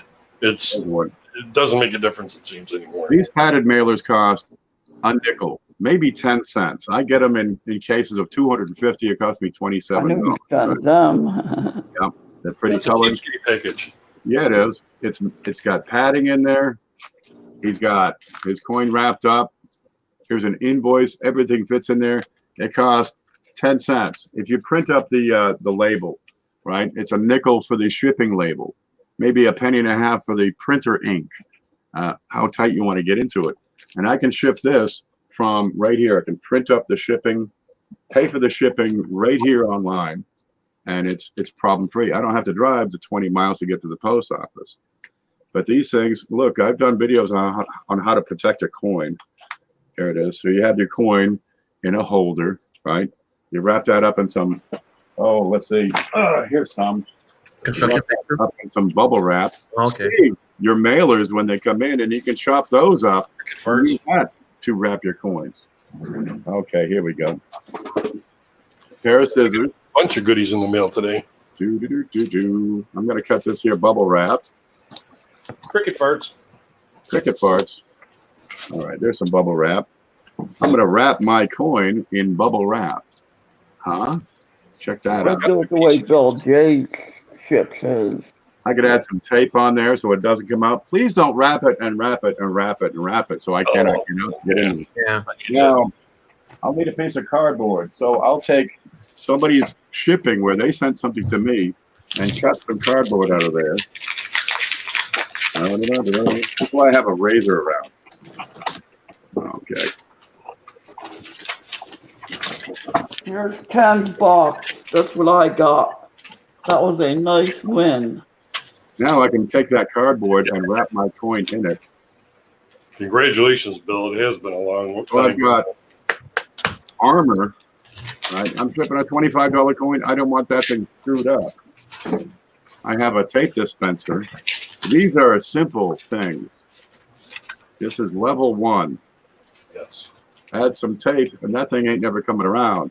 I take my padded mailer, drop my protected coin in there, right? Add my invoice. The things, they got them, you peel off a little strip and it will seal themselves. You don't even have to lick them. You slap on your shipping label and it's ready to go. This is not complex. $4 for shipping, right? That's what I charge. Some people charge $3.50 for a single coin. Yeah, I'm probably going to send them a refund of $1 because for a single coin, I'm not going to run $3.50, $3.85 for shipping. Typically, I spend about $3.87 for shipping, plus the envelope, plus the printer, plus the ink. You know, think of shipping as an administrative cost. Now, if you're charging $4 for shipping or $3.50 for shipping, and you're sticking nice coin on that screen, then we need to talk about ethics. Yeah, I was going to ask you the next question. What would you think about the pricing that sometimes it says $7.95 and it's a regular mailer that you just had in your hand? That guy just ripped you off. Yeah, that's what I thought. That's all. You have an unethical seller. Return the damn thing. If the coin's no good, return it. Sometimes the best chance of getting your money back out of that coin is to send it back to the shipper. But you got to have me. I put a complaint in with the post office that the mail lady didn't give me the right key to the box. She put 3 different apartments in a box and put my key that I should have had in somebody else's mailbox, and it got taken. But they did send me another coin. But you have to put the complaint in. Theft is a problem. When you ship stuff out, don't This is the mail lady's fault. Valuable coin company to whoever's receiving it. That's bad luck. Yeah, Don't nothing about coins on here. Cheapskate coins. All he says is CSC. That's it. That's his whole title up there. Works out great. I used to do Coin Dragon too, and I stopped doing that. Yeah. If it says coin on your label, change it to just C or just your name. I use Ken Peavy. They're getting a package from Ken Peavy. It doesn't say Ken Peavy, rare and super valuable. Come and take me right now, coin. Because that's what you're doing when you put coin on the envelope. Is saying steal me. Don't do that. Common sense, as D. Reese says. Yep. Figure out how to do the shipping. It's not that complex. Honestly, it would take you 5 or 10 minutes. That's a perfect little tip for new collector video right there. Yeah. Videos on those. Go to my channel, look up shipping, type in shipping. Let me get this tape off my fingers. I'll show you how to do this. Let's see. I'm going to take the focus. We'll go over to my channel. Let's see right there. Wait for that to load. Screenshot. And move it over. You can see. Anytime you have a channel, anybody's channel, you can go this. You've got that little magnifying glass. You click on it, it says search. I'm going to search for packing. Hit the button, see what comes up. Packing a coin for shipment. Bingo. There's a whole video right there. There's another video for packing coins to ship. There's Mike one packing coin for mailing. It's not complex. You watch the video, it'll tell you what to do, how to do it. Learn how to play the guitar on YouTube. There you go. Here's an ad. Click on the ad, I make more money. Lost half. Yep. I like them little pop-up things. They're ads that you make money on. Them little circle black things that pop up on the screen. Any envelope will work. If you're using the paper envelopes, add more tape at every seam. I don't know what they were. I thought that you put them up for another video. Sheldon sometimes sends. Oh, he sent me a quarter, my first W quarter, because I just went through boxes of quarters and I couldn't find one. He kind of wanted to help me out, so he sent me one. And the way he did was he took the cereal box, wrapped it up in bubble wrap first, like twice or 3 times, and then he cut the size of the coin and from a cereal box, and they worked pretty good. Now here, I'm going to show you what not to do. And I've had this, right? I've had this. Okay, let's see. Somebody sends an invoice to me. Here's the invoice. Okay, let me move it. Let me get a coin that I care about. Let's see. And the coins are all on the invoice, right? Oh, this is just the worst when you see this. And you spend, $6 on a coin. Well, 1916. And it says shipping included. Okay, so here's a penny. And they do this. Whoa. No! Oh. I know that. I even know that. I will hunt you down and kill you. With fire. Okay? Wouldn't it be better to direction, put it in a small plastic bag and then tape it? a better way, a small plastic bag, they're inexpensive, right? You can take put the coin in a flip. Yeah. Okay. There we go. And they tape that across. Well, still, it's, you got the coin being taped across. I like to keep the flip nice. What if you put it inside the paper? Right. Added tape around the edges. That'd be a whole lot better than putting the tape directly on the coin or on the flip, because I want to keep my flip nice too. You can cut the tape for the Some sheet. companies put that the fiber tape on the flips. Who does that? Atmex, one of them does that. When you take your coin in a flip, right, which is inside the invoice, and use the invoice as the packing, the safety packing, and stick that in your padded envelope, right? Yeah. People are spending $25-$30 on coins. They like to get them in good shape. They like to have them actually arrive at their home. And it doesn't take much to do it well. No. You don't have to spend a fortune. We're talking about, some masking tape, reused packaging. This is packaging that somebody else had sent me. Right? I can chop up these padded mailers and wrap stuff in the padded mailers, right? Yeah, I've got a ton of those set aside just for that purpose too. You I can go got bags of them mailers from other to the people. post office and get padded mailer envelopes for Oh, free. yeah, They don't cost nothing. Yeah, those priority ones, you just grab them off the rack and throw them Stack them down. up the rack. There's a website you can get them from. But Or look, you get them delivered, yeah. right? I open that thing up, and geez, there's enough wrapping for several coins. Real easy. Put my coin in, wrap it up nice and tidy, nice and neat. Now, if I'm using somebody else's mailer, I want to take their address They label off. give them out for free. There you go. But I can wrap this, several times. Just reuse your packet. Why are you spending money on more bubble mailer when you got plenty of it already? Save this stuff. Save the environment. Save yourself some money. Because, the next guy, he might reuse it or just throw it away. So, hey, why not put it to use? There it is. Ta-da! And my coin arrives in good shape, well protected. I can beat on this. I can drive over with a truck. My coin will probably be okay. Yep. So there's a tip for new collectors, how to pack things well. Okay. I'm reading up on chat over here. My safe word is strawberry. Strawberry. Yeah, strawberry coins. Let me find my face again. There it is. So what do you think? Is the overall project going to work? Can we organize ourselves in a manner that is conducive to putting out good information for new collectors in an efficient manner? Organizing isn't too hard. It's making the videos, getting them up. And the quality of the content and the specific topics rather than a broad topic. Tips for new collectors. Pick a subject, talk about it. What is your? Yeah, I got that down. I'm gonna put that on a video. I'll do something with one day this week. There you go. And when you do, paste it over in the YouTuber group on Facebook. Let's see if I can find that again. Here we go. Wait, how do I do that? Wait, okay, the YouTube community. Yeah, I have to get on my other account for that. I avoided Facebook. I don't know why, but I avoided it. I do too. The only thing I really do is play Bejeweled on Facebook anymore. I'll just say good morning on it. There you go. and I talk to some too. people. Which is larger audience for the I use it for Messenger. community on Facebook versus YouTube? Are they comparable, or one is larger than the other?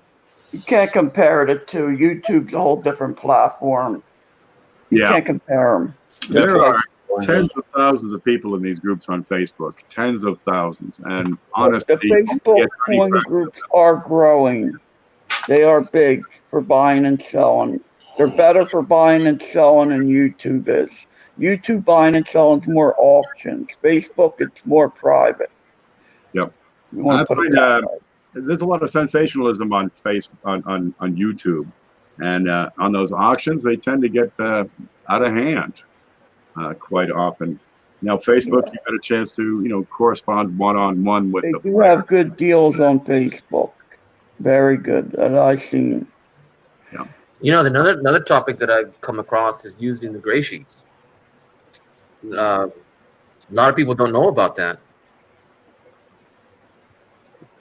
This has been my Their wholesale prices, their bids. It includes prices you would buy it from the public or prices you would buy from other dealers. It's like wholesale pricing. A lot of people use this one. Mhm. They come out every 3 months.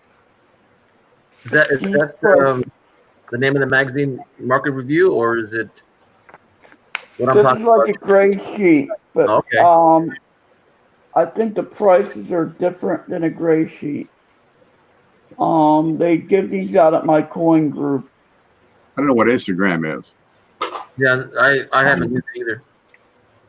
Instagram, I was on that before YouTube. Instagram's more of, there's a lot of good people do where you could pick a spot for $10 and they spin the wheel on there and they might be 10 spots open. So Stuff like that's on Instagram, but you could buy and sell on Instagram all day long if you want, but you got to get to know the people. So it wouldn't be hard, really, if one were so inclined. Let's see. Let me pull this back up. I mean, I've been on Instagram before YouTube, but I don't buy and sell on none of this stuff. Well, Ken, I'm interested in the collaboration for that Facebook and doing videos.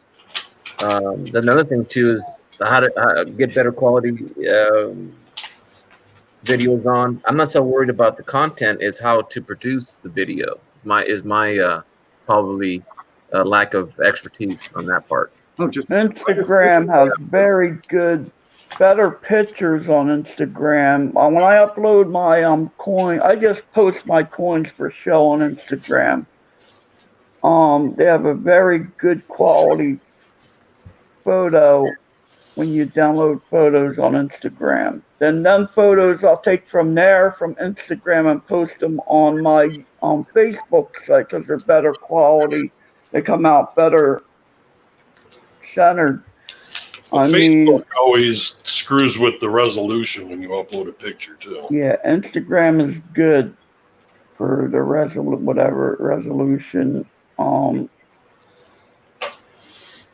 It's basically what I do. Question about our thoughts on Facebook auctions. I've never been to one, so I can't speak on it. I like T-Rath. Simple as could be. He's got some good auctions. Okay, here's I don't know if there's auctions on Facebook. I know there's sites you could buy and sell from on there. Tim Rath.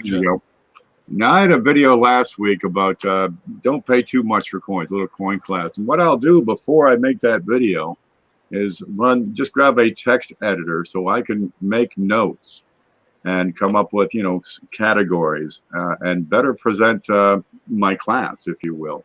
Mm-hmm. Well, geez, you're a teacher, aren't you, Hector? Yeah, lesson plan. This should be just as easy as eating cake for you. Headings, subheadings, subcategories, and then you get into talking about the meat of the issue, whatever it is you want to talk about. Take notes and write a script or produce an outline before you make your video, and produce your outline based on that video. Okay. Okay, here it is. Caveat emptor, let the buyer beware. Should you buy the coin or should you bag it? Because we don't want to pay too much. So the first step is identifying the coin. Then I talk about identifying the coin. If you don't know what you're buying, run away. If the seller can't explain what he's selling, run away. Because if you can't identify the coin, what are you spending your money on? And I think I saved that video because I got into the middle of it and a lot of information I was really absorbing. Yep. Step 2 is what is the grade of that coin? You've got identification and you've got grade, right? Don't take the seller's word for it. Don't go with what's written on the flip, because you can write MS75 on there. Grade it for yourself. And then once you have those two, you can determine the value. Once you have the value, well, it's pretty simple. Is it a decent value? Is it way beyond the value? Is it worth it? Is it a bargain? There we go. So making a video is as simple as taking notes, right? This is the notes we've taken from today's video. Let me put this up here. Okay. We want to talk about tips for new collectors, right? We're talking about one video per day. Be an observer before a participant so people can learn, how to make these videos. And just a simple, short 5 to 10 minute short clip about a particular subject, which are good tips for new collectors. We're going to promote it with playlists. We're going to promote them in our Facebook groups and our social networks. And then some subjects to talk about where to find coins. Use a Facebook group as a home base, the Facebook coin community group, so we can find out what's new and what's coming. Here's some more subjects over here. Where to start, where to get good information, avoid bad information. I can't read this. Storage issues.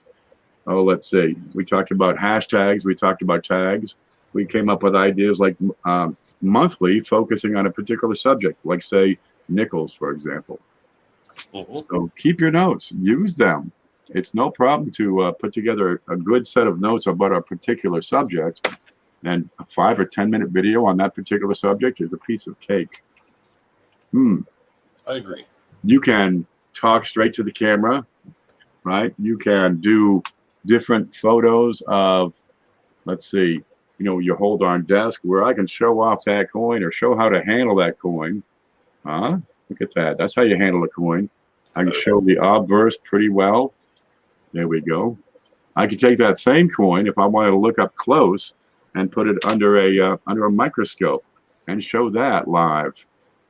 There it is. Like you said, you could show the coin around the world within 5 minutes. There you go. I can move this coin and look at different parts of it. So how you set up your screen can go a long way in getting your message across and explaining that particular subject. Because we're talking about a 5-minute show for tips for new collectors. We won't be getting too deep into the subject. I think we went pretty deep over here on our discussion. And the whole idea is to, well, get new collectors over to YouTube, where they can learn and get some exposure for all the YouTube channel content creators. Makes sense. Level of madness is also make the video, then before posting, review your video for improvements, send it to a friend for review. There you go. You can put your video up live, but have it private, and then share it and say, is this a good video?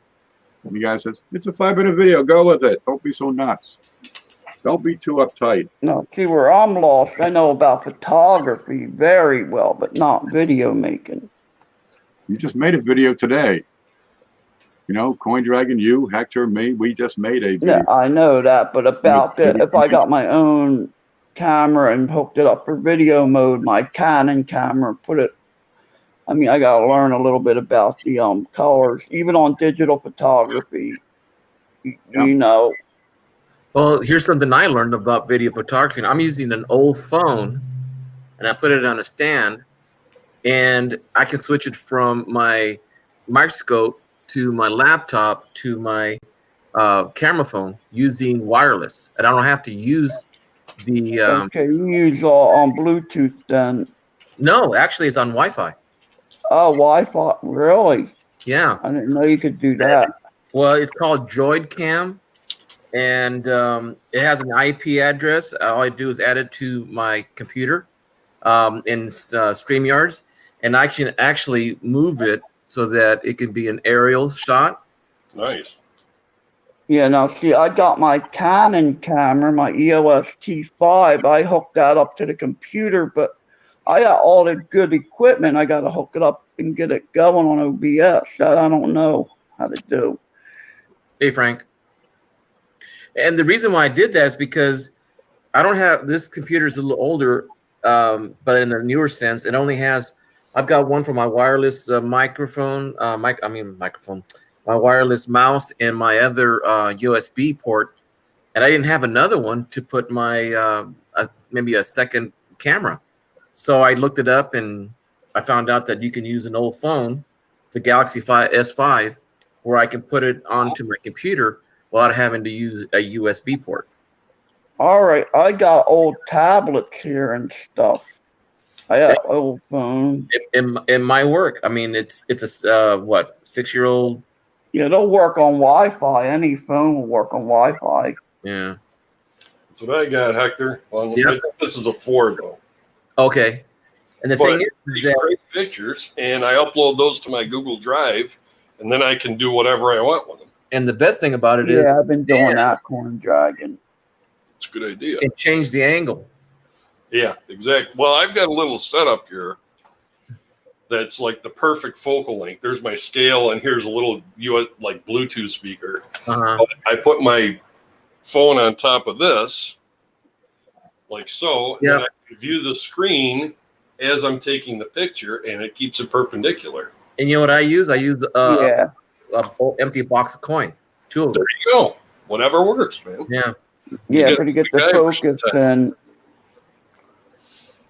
This is my studio. It's about 1.5 feet by 1.5 feet, right? And I can put just piles of stuff on there. I've got the camera on a tripod, so I can I'll use that flash that to down work that. and get a better look at a particular coin. Whee! I can zoom that out. This is how I'm I like math, I like data, so I took 2 coins and I wanted to see what the seal percentage was, and I wanted to know what memorials are and some special dates that I look for. And then the one at the very bottom where it says 2018, I actually dropped it on the floor. I didn't see it, and my numbers didn't come out. Don't flash it to work. So I put down, I found one 2018 D on the floor, and that was 2% of the roll of 50 cents.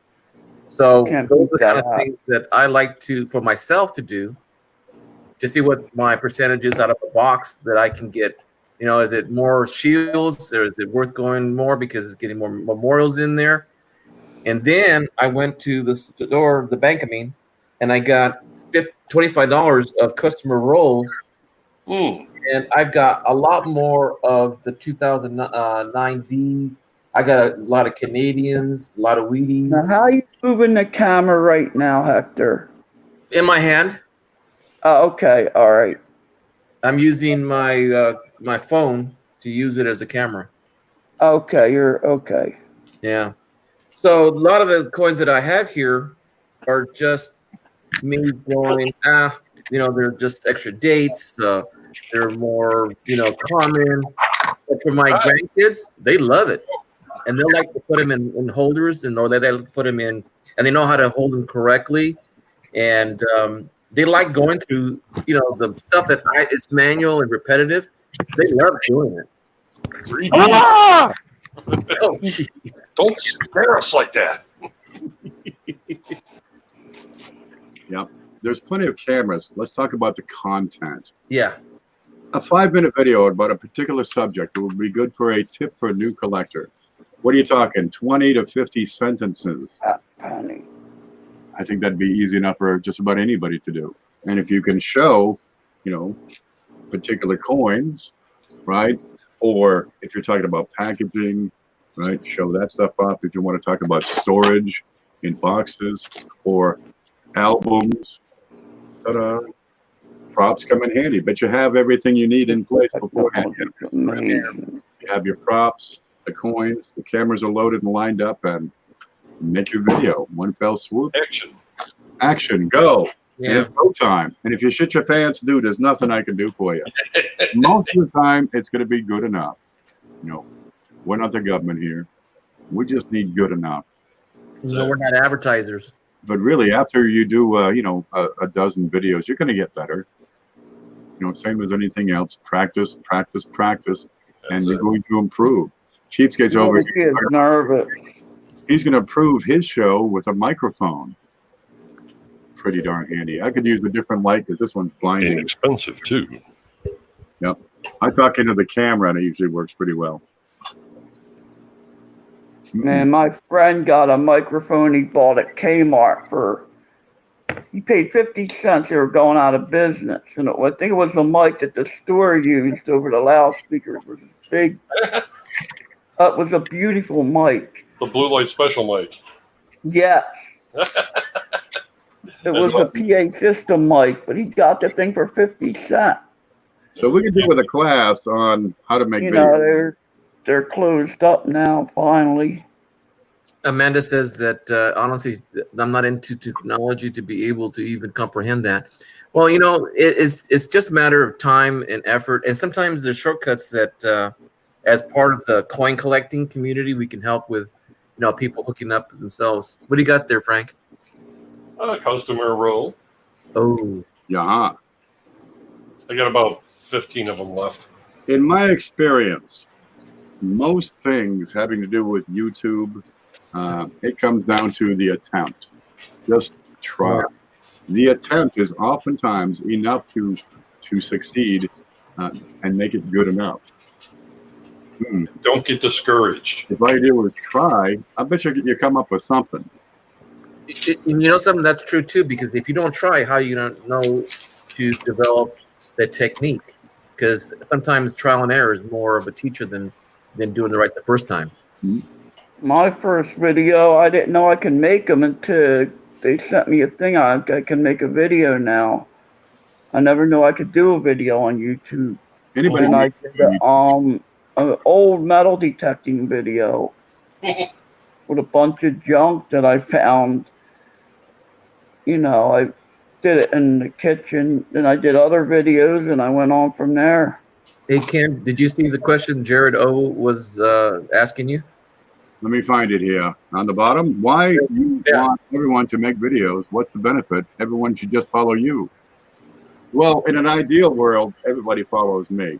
And that's all well and good, but it's a coin community, right? I learn differently than Frank does or Bill does. And I present information differently than Hector does or Amanda does. So really, getting involved in more channels is good for the hobby because everybody learns differently and everybody presents differently. There's a channel out there you're going to love. I don't know who it is yet. Yeah. Right? Can I weigh on that one too, Ken? Beg your pardon? Can I weigh on that question also? Yeah. The other thing too, from the teaching perspective, in a classroom of, let's say I have 35 kids in the classroom, they all learn differently. They all learn in different ways, either by sight, by touch, or by doing it. I was on special class. Sometimes people learn from their peers, and I think Ken's idea about teaching as a peer and not putting the whole responsibility on Ken, because Ken can only produce so much content, and there might be questions that he might not cover, or maybe he presented it in a way that still needs to be broken down for another person who's just approaching a new hobby. So I think that Ken's got a good idea about spreading the wealth, passing on the information, and maybe he's not on 24/7. He doesn't get to sleep, doesn't get to eat, doesn't get to leave, go to the restroom. But it's that's an extreme.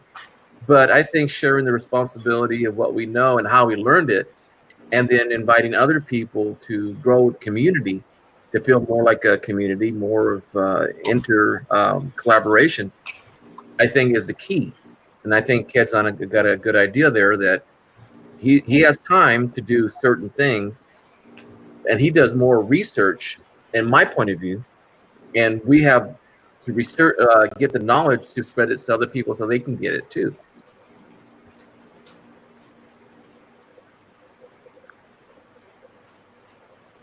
The subject is tips for new collectors, and the reason I thought But on YouTube, you can't get that feeling. You know, it's just more like teaching over the air. It's different than in a classroom setting. But the principles still apply because people don't learn the same rate as other people do. Yeah. Now, most people out there don't know a thing about coins. My brother doesn't know a thing about coins. He's thinking this thing's worth $22,000. No, baby, no, it ain't. You got a lot of collectors. You see it on Facebook all the time. They've been in the hobby for a little while. They got a few wheat pennies, maybe a silver nickel, maybe something their grandfather gave them, but they don't know a whole lot about it. They want to know, what is it? Identification. What's it worth? Is this awesome or not? And where's the machine I drop it into so I get my money out? You got what, 20 million people across the land that have a coin that's worth a few bucks for some reason. They keep it in a jewelry box, or they keep it in their sock drawer. Or their wallet. A lot of people keep a steel penny in their wallet that I've seen. We have at our fingertips a medium which lets us put out good quality information, right? Information that we have, checked over, reviewed, maybe have Frank look at it first. What do you think, Frank? You're going to be the yeah, Frank. Heard him. Yeah. And we have the opportunity for those people who have done the research, who have done the homework, who are more advanced in their collecting, to offer some tips to people who are brand new to it.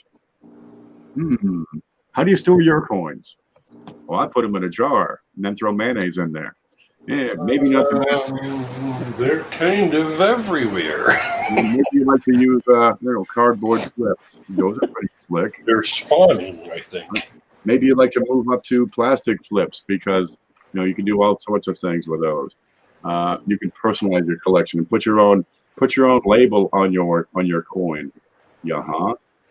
What's a good tip? Go after better quality coins rather than just plain piles and piles of junky coins. Get into better quality.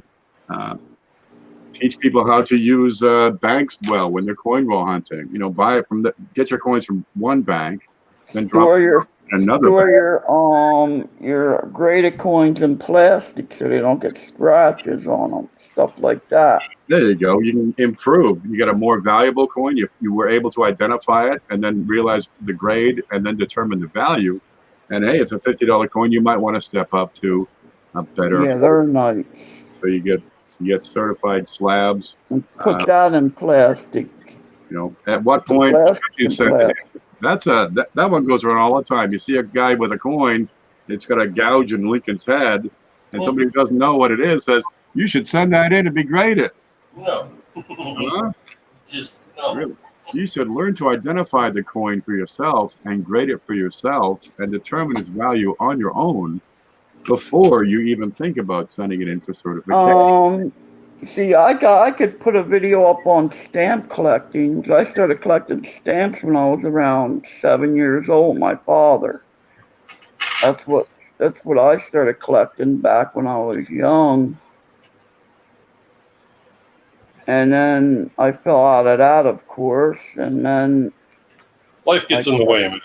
Life gets in the way. And you can set it aside for years and get back into it. Most of the hobbyists that are using YouTube are in their 40s and 50s and 60s.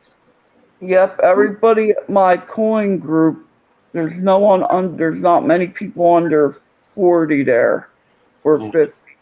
Imagine that. And I can tell you that interest is higher in the kids from my experience. It's just initial start. I mean, most of those kids don't know a lot of this information, and a lot of them will say, how come they don't teach us this in school? Well, it's a hobby. It's not something that's going to be, altered, changing. Starting to bring it at the universities. We have a guy at my coin club. His wife teaches at a university, and she has a coin club in there. Oops. They're starting to do it at the college level, depending, you know. I know people that go to coin shows and they have a table at coin shows, right? And I'm going to go to the screen here just a bit and pull up that spreadsheet again. Okay. They go to that coin show and they sell coins and stuff, whatever they got. And they, instead of $100 a week, they make more like $1,000 a week. And they do that probably every other week for the year. So over the course of the year, they're picking up, 25,000 bucks a year. What would that be to your life? Car, truck, a couple of vehicles. That's enough to put your kids through school, right? Over the course of 30 years, that's the best part of $1 million.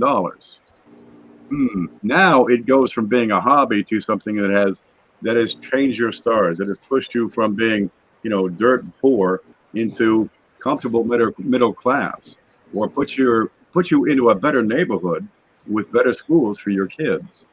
How much can you make per week? Really, there's no limit. Let's say, what if you do $5,000 a week? What's that like over the course of your lifetime? $4 million. You have far surpassed middle America. That's entirely possible. What you do with this hobby is up to you. There's no limit. There's nothing holding you back. The potential to change your stars, to improve your situation is humongous. But you got to start somewhere. It'll take several years to learn the nuances of the hobby, to be able to identify these coins correctly and say, aha, that one is special because it's missing the designer's initials down below. Let's see. But you'd have to know, of course, to go down and examine. Oh, no, not this one. This one's no good. It has the designer's initials, but it's in better grade. Okay, there you go. Or it's a better date. You can identify them. So diagnostics is a key tool, and that's where YouTube shines. You can say, look at this coin. It has a die crack going through the 9 and the date, like Frank is showing. Frank, can you tell us anything about that 1966? Yeah, I can actually. It's from Colombia. And obviously, yes, the date is 66, which I have a personal affinity for. It's a shattered die. This thing was about to just go boom. I mean, you can see where the cracks kind of fork off from that island of die break right there. It goes off to the right there into Colombia, and it goes all the way to the top. So, yeah, this is beyond bifurcated, I would say. That's not an ambulated bent plane?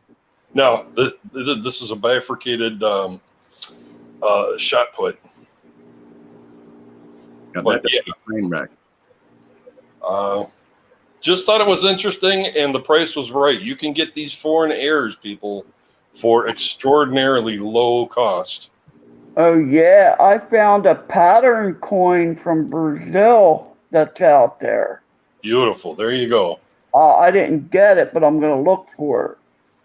I got one. I looked up one coin from Brazil, and there's a pattern coin. I'll give you the details on it. That sounds very interesting. Yeah, I found it interesting. It's on my coin site on Facebook. Oh, okay. That's interesting too, because I found a 1982 one peso that's it's double die, and I haven't found anybody yet in the Spanish-speaking community like Daniel Martel can give me a definitive answer to that. Yeah, so TV knows. Now, wait, let me get up. It's a modern coin. It's only 1982. Mm-hmm. So I like that coin too. Yeah, Panama seems to have a lot of problems, especially in the 40s. There's quite a few shattered dies, die cracks, double dies, just errors in general. Like they were having problems with their dies, or the metal was too hard, or whatever it could be. Yeah, I think it's a 1968 Brazil 10 centavo. It's a pattern coin. Yeah, 68 Brazil pattern coin that's out there. I think it's a 10 centavo.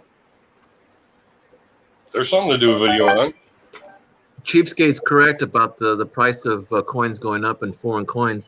Oh, yeah. There's a 1969 coin that's been produced till the 83 has been demonetized, but the coin itself, if you can find a 1969 in clad, it's a clad coin. Stacks and Bowers and Stacks, or Stacks and Bowers. I forget how the auctioneer goes by the name. Sold for $5,000, and there's 3 of them so far that have been found. Because there was only 28 made, and they can only account for 18. Well, there's more out there. Yeah, there's more. All you have to do is identify them correctly. Yeah. I mean, I've got the same ones, but they're all after 1970. And they're all tied. And they have there's a UK air coin. It's a mule. It's a 72 pence, and it should have TWO on the back, but it has a 2 on the back, something like that. It's a 72 or something like that. Yeah, that's a big air, 2 coin dragon. Yeah. I'm finding them here and there by looking up foreign coins. All right. I don't have it, but it's a mule coin. It has a proof back on it. All right. Well, so much for that. Now, Hector, you deal with a lot of young people all the time, Ben. You teach them. How do you introduce them to the hobby? Well, we have an learning objective, and we have a standard put up on the board. We tell them, hey, today we're going to learn about, let's say, predicates and adverbs. And then the goal is that you'll be able to write and describe the verb, a predicate, and adverb, and distinguishing between the content of the sentence and how it develops a sentence into more of a fluid continent. And I show examples. I tell them this is what the definition is. I tell them what we're looking for in a sentence. I give them an example. We use sometimes color codes. Sometimes we use if they're like upper classmates that have a higher function, I use them to teach other students the same thing, the ones that have struggled with language or their reading skills not as high. So I break it down into smaller pieces and use more peers to teach the same concept. I only teach it for 10 minutes or even less, and then let them work through a worksheet. Let them help each other. Good idea. That's pretty cool. It's better for the students to teach than me to teach. And then you can be grading tests or something while they're doing all that. Actually, I go walk around the classroom to make sure they're on task and not on their phones. I make sure that they're yeah, I see. There's a problem now. Yeah, the grading is always done on your down period, and also when you take it home with you. So most of the time I'm walking around. I mean, in a day, I can put 7,000 to 8,000 steps just in the classroom. Holy crow. What do you got, a Fitbit tracker? No, it's on my phone. I mean, I keep track because I try to keep 10,000 steps a day. Yeah, I did that on my tracker. 10K a day I tried to do. But you know, the thing with teaching is that it's real-time questions that need to be answered at the moment they have the question. Because once that question is not given or it's not real-time where you can ask the question to get a response, that's where the teaching moment comes in. Yeah, when I went for my GED, I noticed that other students would help others in the room. Well, think of it this way. The way I learned is because I didn't speak English when I was a kid. Oh, So, all right. So I had to develop a lot of different techniques in order to understand a question. And a lot of my students, even though they're English speaking only, they say they have the same difficulties in retaining and attaining information. So the more interaction between people from different people, and they repeat it, that's how they learn. Yeah, repetitiveness. You learn a lot by doing the same task over. I was watching one of the guys today about you know, you look at 100 MS coins and you can start distinguishing between an MS60 to a MS67 because you look so many of them up, and then you get someone else to collaborate saying this is a 67. You got a better understanding of what to look for on other coins, you know, that are the same, close to the same grade. Because I can't tell the difference between a 66 and a 67. There's no way. I mean, I just see it maybe one little spot. Me. Yep. Centering could Yeah. be. No, see, those things I didn't know until you guys mentioned it. But I mean, for me, I can say, oh, that could be a BU coin. That's about as far as I can, you know, confidently say, you know. There we go. Well, we've been 2 hours on this subject, and we hashed it out. We did a lot of good brainstorming. I want to thank everybody who pitched in. And Yeah, this was fun. Thank you. I think this is a project that everybody can get involved in, even those who are kind of new. Hector makes the case the people with the experience would be teaching those with less experience, and we all learn at different rates. We all learn in different ways. And you have so many different people who present and teach and show in their own way. Just a 5-minute video, 5 or 10 minutes about a particular subject with the idea of a tip for new collector, I think would go over well. The objective that I see is drawing in all those people on Facebook, all those people on Twitter, and drawing them over to YouTube where they can get a look at the actual coin. Okay, maybe not there. Let me try. Now I have to, Ken, how would I put my link video on Facebook? Oh, Copy it? copy, paste. I'll show you here. Let's see. Here's the screen. Control Z. I'm using a tablet though. Okay. It's, Well, I don't know how tablets work. Okay, here's my channel. let me see it on the computer. Okay, I'm going to take this one, the Big Show, freaking huge, right? I'm just going to copy. I'm going to right click on that and copy the link address, right? Then I go to Facebook, find one I want to be in, and go to the top here. Okay, right click again and hit paste. There's the link. Oh, okay. Hit the right button on the mouse and just copy it. Then go on Facebook, and it'll be on that mouse. It'll be there automatically. Paste. That's it. I don't know none of that. Then you hit the post button, and there it is. All right, I'll figure it out by the tablet. There it is. There it is. I'll do it by the phone. I can copy. I know how to do it on my phone. I'll do it. I'll do it there. I've already got that on there, so I'm just going to take this off. Ta-da! Delete. By Yeah, 37. I got a lot to learn on a computer. Ain't nothing to it.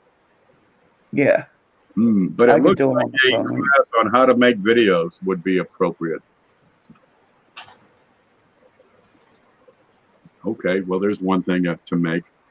All right, I'm going to shut it down, guys. I've been going for 2 All minutes. right, this week I'll do a short video on YouTube.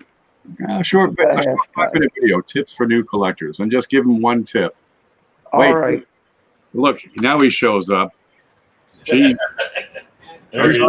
blues when this whole idea came about. Picture clean.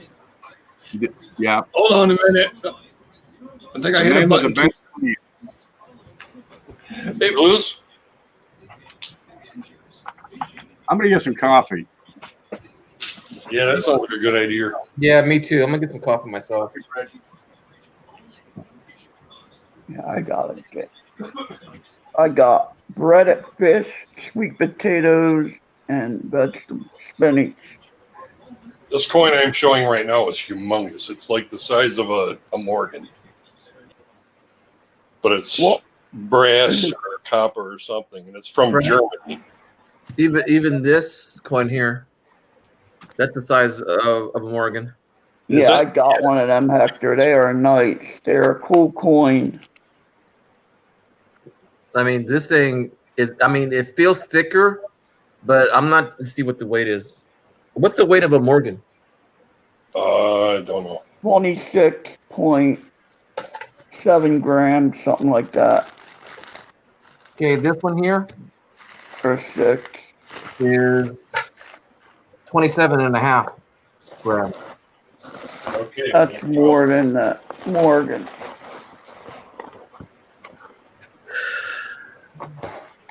Yeah, this is doubled on the obverse and the reverse. It's interesting. Flip it over to the horsey. This is a beautiful proof I got from the big show when Here's the horsey. it's Foreign horses are done a lot better than ours are. a Canadian half dollar with the wolf on It's a it. boy. Look at that thing. That's Wow. silver. Howler. Where's the holder? I got it right here. Yeah. That's beautiful. Very nice. The reverse, but I'm not sure. 80% silver. It's the anniversary one. It's like the bird scent that goes with the Canadian bird scent, if you know what I'm talking about that year.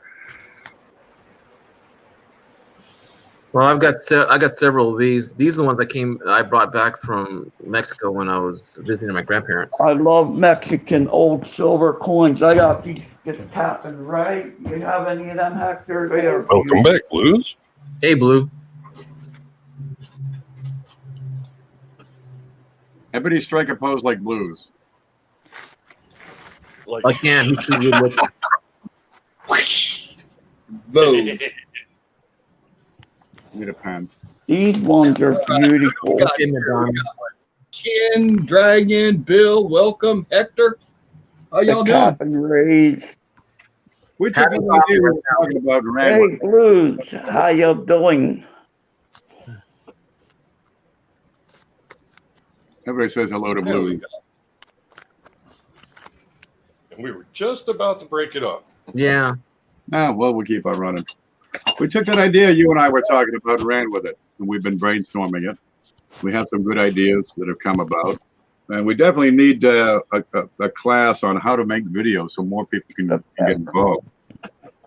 But this is the sort of thing that would draw in new collectors, new hobbyists, people that are kind of inexperienced, so they can find, quick, good, simple information, tips for new collectors. And if we, produce a 5 or 10 minute short video, wouldn't have to be long, put in the right hashtags, right?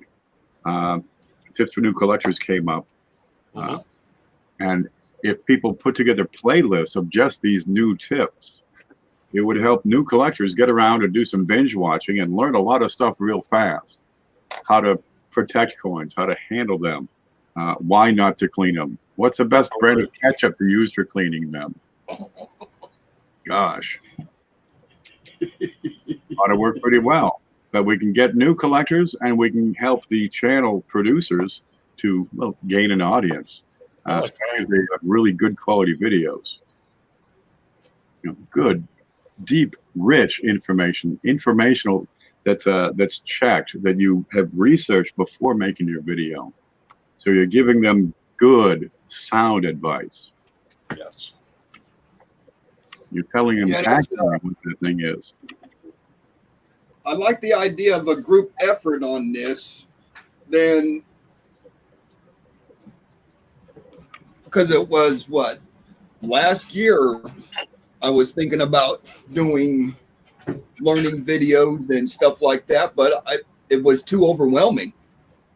Just one video, 5-10 minutes. That's all. Done. You're putting your foot in the door, and they're learning and getting their feet in the door, finding out about what you're talking about. Do a 5-minute video on wheat pennies. Why those are so darn cool. It's the most collected coin in the history of mankind. Yeah. Everybody's got wheat pennies. The Dalai Lama has a collection of wheat pennies, I think.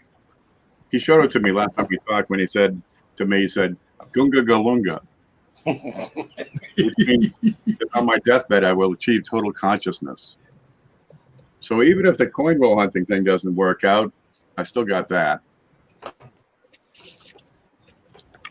All right. So we're going to organize, and we'll promote these things on the Facebook, the YouTuber coin community group there. And then, share it wherever you like, in whatever groups that you're in, all your coin groups, maybe over there on Twitter, over there on Instagram, because I don't know a thing about Instagram. And dude, I don't want to have to learn another platform. What you got there? You gonna Oh, I'm just talk about setting something up there. Look at that little man. What you got to the left of that little man? Yeah. What do we got there? Maybe a little extra metal? I'm thinking counter clash. Oh. That's what comes to mind first off. You know, there's advanced levels of education on these coins. Talking about counter clashes, for example, might not be cut out for tips for new coins. Type 1 and Type 2. Yeah, that's pretty picky. Yeah, What's I know that counter clash? The 1982 large and small date. There are several videos. I mean, everybody and his brothers made one of those, it seems. Opposite of a clash. You get that question 47 times a day. Is this a large or a small date? Dude, it's a 1986. It doesn't matter. It really doesn't. Or Yeah, better, it really it's 1982, but it's a nickel. No, it doesn't matter on those. It's only the one design. The people are asking questions because they don't understand. So if we can get more people offering good sound information and train them all up, the hobby should benefit from this. Does my Lincoln have full steps? Maybe. You know, I have a difficulty distinguishing some of the errors or varieties that have a very distinct, like for a doubling. Is it machine doubling or is it a double die actual? And it is the smallest in the smallest detail that I can't see, that I guess the people that have been doing it for years and are experts, they're the ones that are able to see it. Because when they say something about their coin being a double, you know, this or this variety or this error, and I don't see it. I don't see the explanation sometimes in how they see it. And I think it's their trained eye, which mine isn't, and I still don't see it. Even if they pointed it out with a pointer and they describe it, and I'm looking at them going, okay, I don't see it, but they're the expert. You know, before you can even talk about is it MD, you have to get the people down to the level that they're looking at MD or the potential for MD. I think I have one here, a sample. Machine doubling from the machine vibrating. That's what I got out of MD.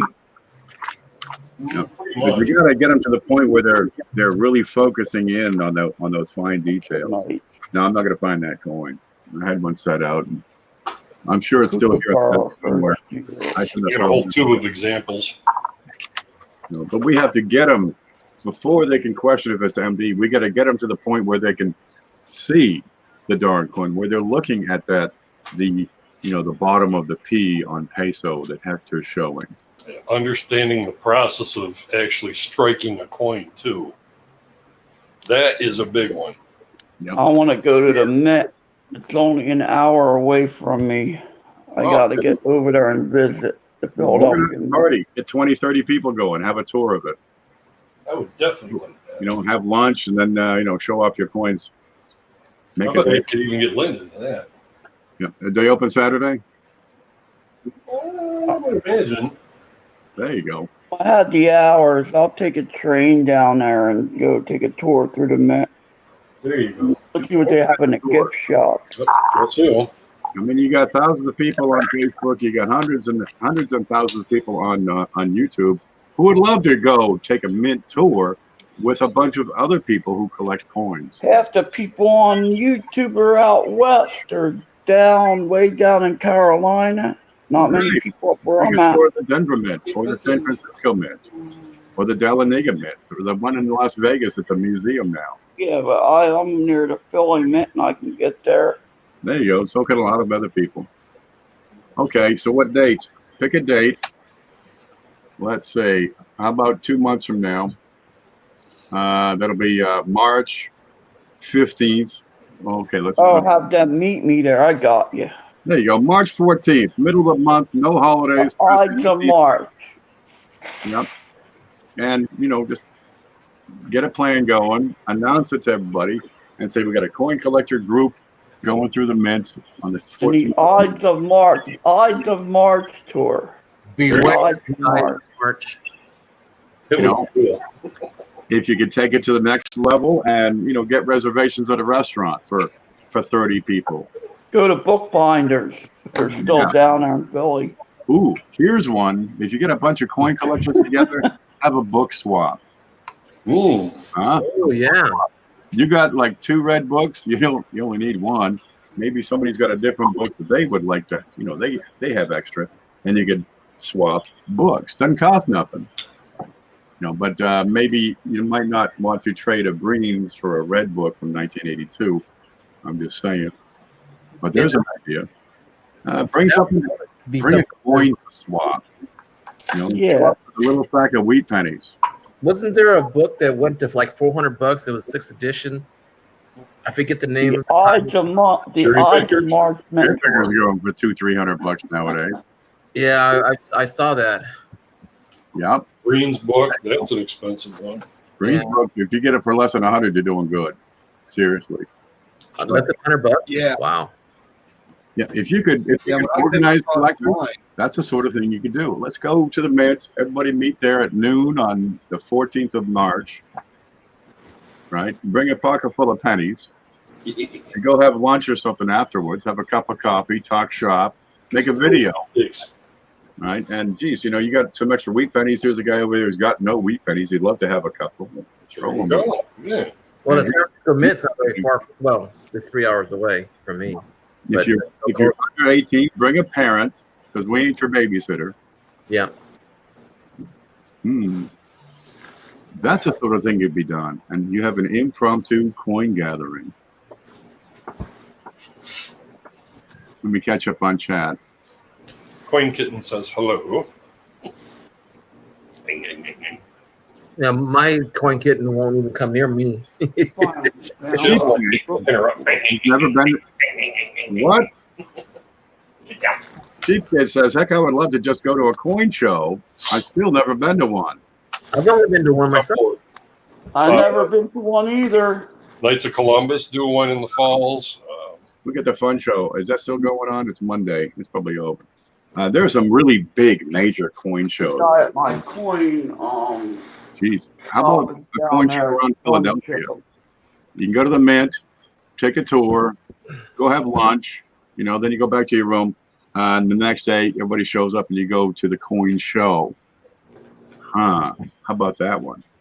What if you could organize it further and get a couple of speakers, and you could rent a room at a hotel and have like a little seminar? Oh, that would kick ass. Going through 100 bags. I found my. You're hunting those tables and talk about dive cherry picking, right? And how to work a coin show. Ooh, yes. And then you set them free. Okay, guys, you're ready. Coin show. Do with our coin group.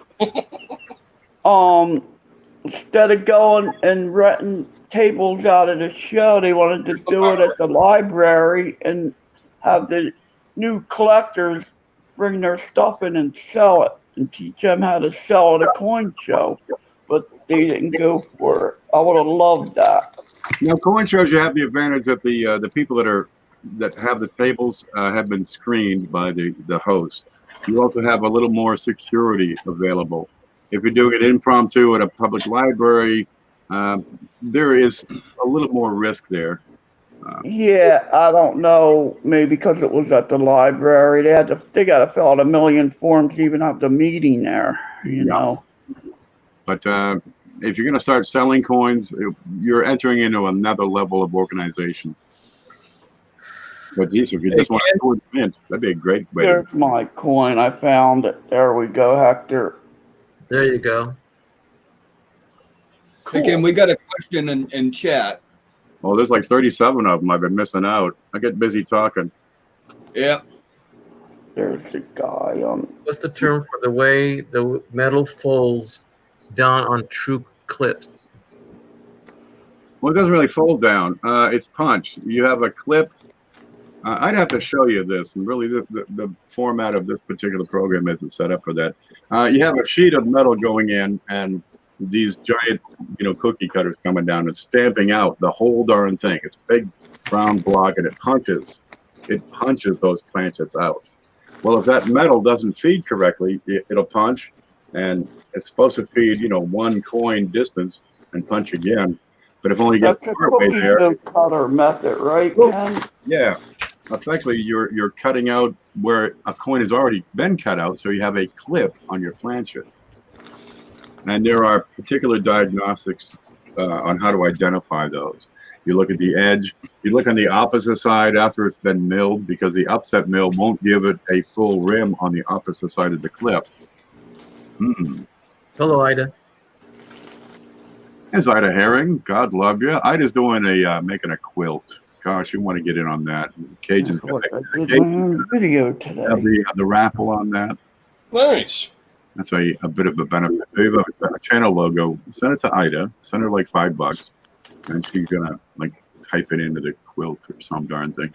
So the coin gets clipped before it goes into the minting press, then. Oh yeah, and before it goes into the upset mill. And that makes it weak on one side, so you get the Blakely effect on the opposite side. No, that's for it, right? No. You got it. Is it okay? Is it Blakely effect, Blakesley effect, or Blakensley effect? Number 2. Blakesley works pretty well. Number 2. That's the kind of thing I'm talking about, getting accurate information out.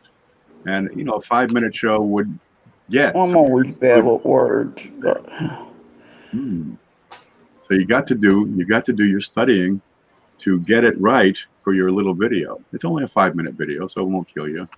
Yeah, I learned all that from you. And on here. Oh, Ida's at work.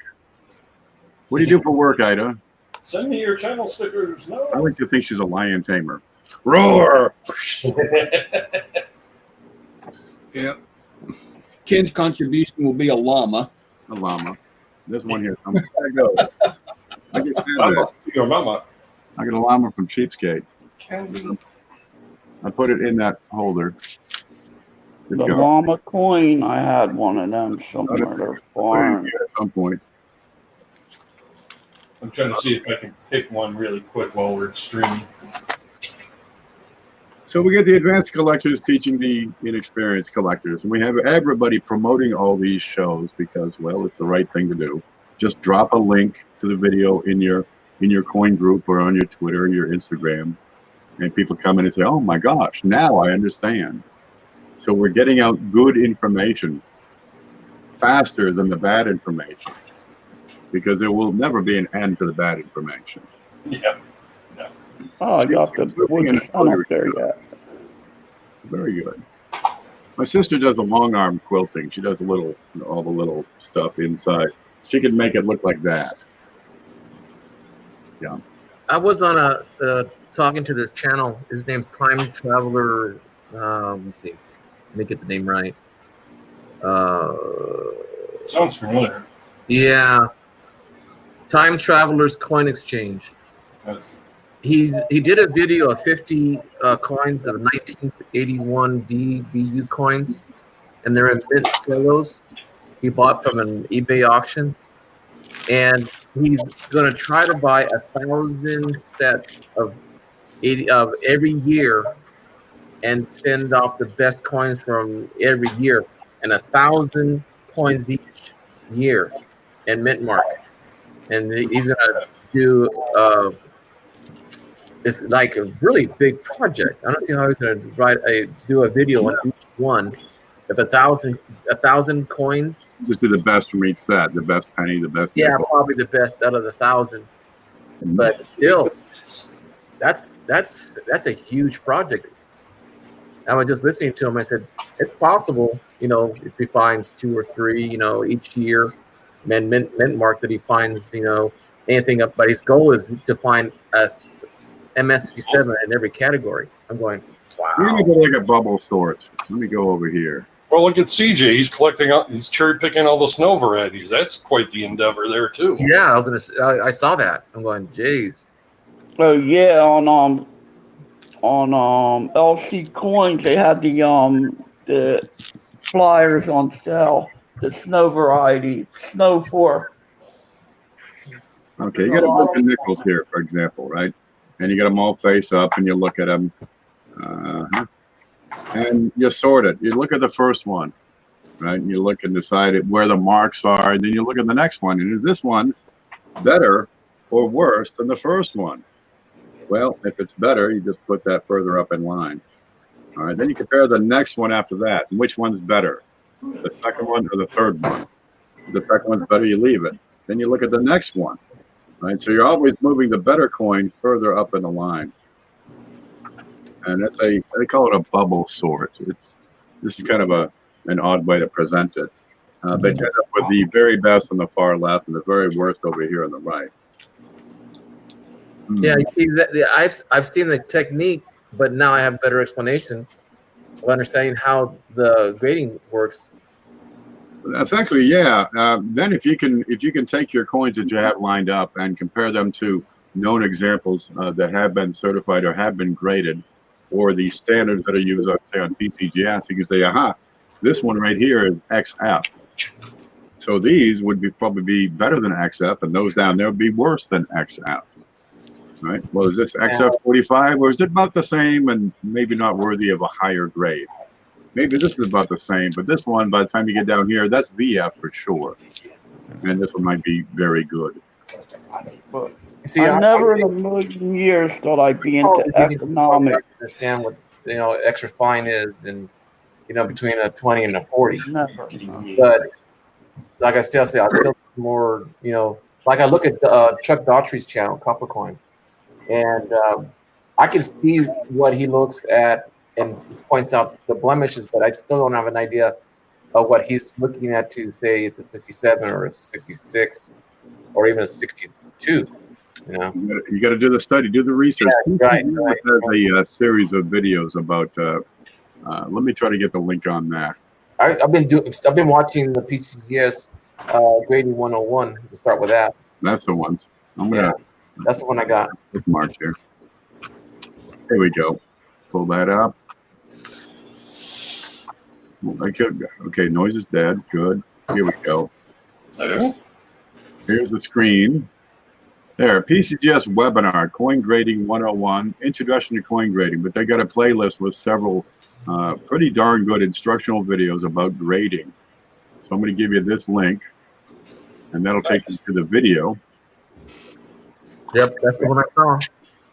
That's the link itself, but there is a playlist that they have. So I'm going to go to PCGS Coin, their channel here. Okay. Click on their name. Then I click over here on playlists. And let's see. Regency Auction 35 preview. PCGS variety attribution, the whole playlist for that. There's lots of stuff here, man. Coin facts, PCGS media. And you're going to find their webinars. Coin Grading 103. Coin Grading 101. There. So Coin Grading 101, you got surface preservation, strike, introduction to coin grading using buffalo nickels, luster, high appeal, how to grade circulated coins. That might be good for you. And these are, 4 minutes, 6, 5, 6, 11. These are short videos that will give you a great tutorial on getting involved in coin grading. So you can better determine the quality of your coin, and hence better come up with the idea of what it's worth. And geez, you got all those coins in your collection to use as practice pieces. Only takes a few minutes. I saved it. There you go. Yeah, I started watching those last week. Oh wow, Rick Snow is going to do an interview with Cheapskate Coins on camera. Yeah, how cool is When's that going to be? I want to watch that one. I've heard the term Snow is an actual person then. Rick Snow, he wrote the book on Indian pennies. Ah, okay. He wrote the book. You heard of Snow 1, Snow 2 is a variety? Yep, I've heard that. Things that are used. Yeah, Rick Snow, he's in somewhere in Arizona, man. I don't know, Tempe or Guadalupe. I forget what it is. I've never been to Arizona, so I couldn't tell you. They got like a bunch of cities there. Where's that map? What's the name of the town? Arizona. Oh, Tucson. Beats the hell out of me. Tucson. I think he works at where the coin shop where Cheapskate goes to, I think. yeah. Did you do a video on? You were talking about earlier about coins and what they're worth. Yeah, there's bunches of them. Here it is. Tucson is what it's called. That's what they call it out here. It's Tucson, Arizona. Tucson. Yep. There's South Tucson. That's a little south of Tucson. Then up here, you got another town. It's called Tortilla. So Teddy Brooksman. That's a real. I've been there. I can't read any of these. Here's an easy one. Little town. Okay, there it is. And now let's see. Right here, this is Cheapskate's house. There it is. We know where Statue. It's got a statue in the backyard. It's an Abe Lincoln statue. Oh, buddy. Can we get a street view?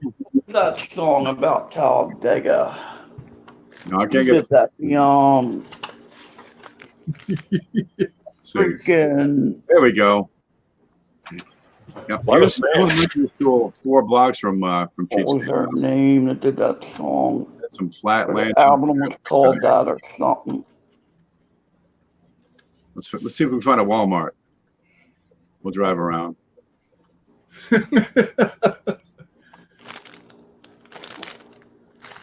I went to a local coin shop, the only one in Fresno that it's close by. That's a big city that has a coin shop. And I walked in the door, and I looked at their display places. I'm going, oh my gosh, the prices in there were so out of my reach. I just felt overwhelmed. And then for their cheap stuff, it was a 6x9 little plastic tray that had them just loose inside the plastic container, and they were like 50 cents each. And I'm looking around and going, geez, this is the only thing he had for any kind of. So I felt intimidated, really, to tell you the truth. I've been in coin shops where the cheapest coin is $1,500. Oh, jeez. They got some beautiful stuff.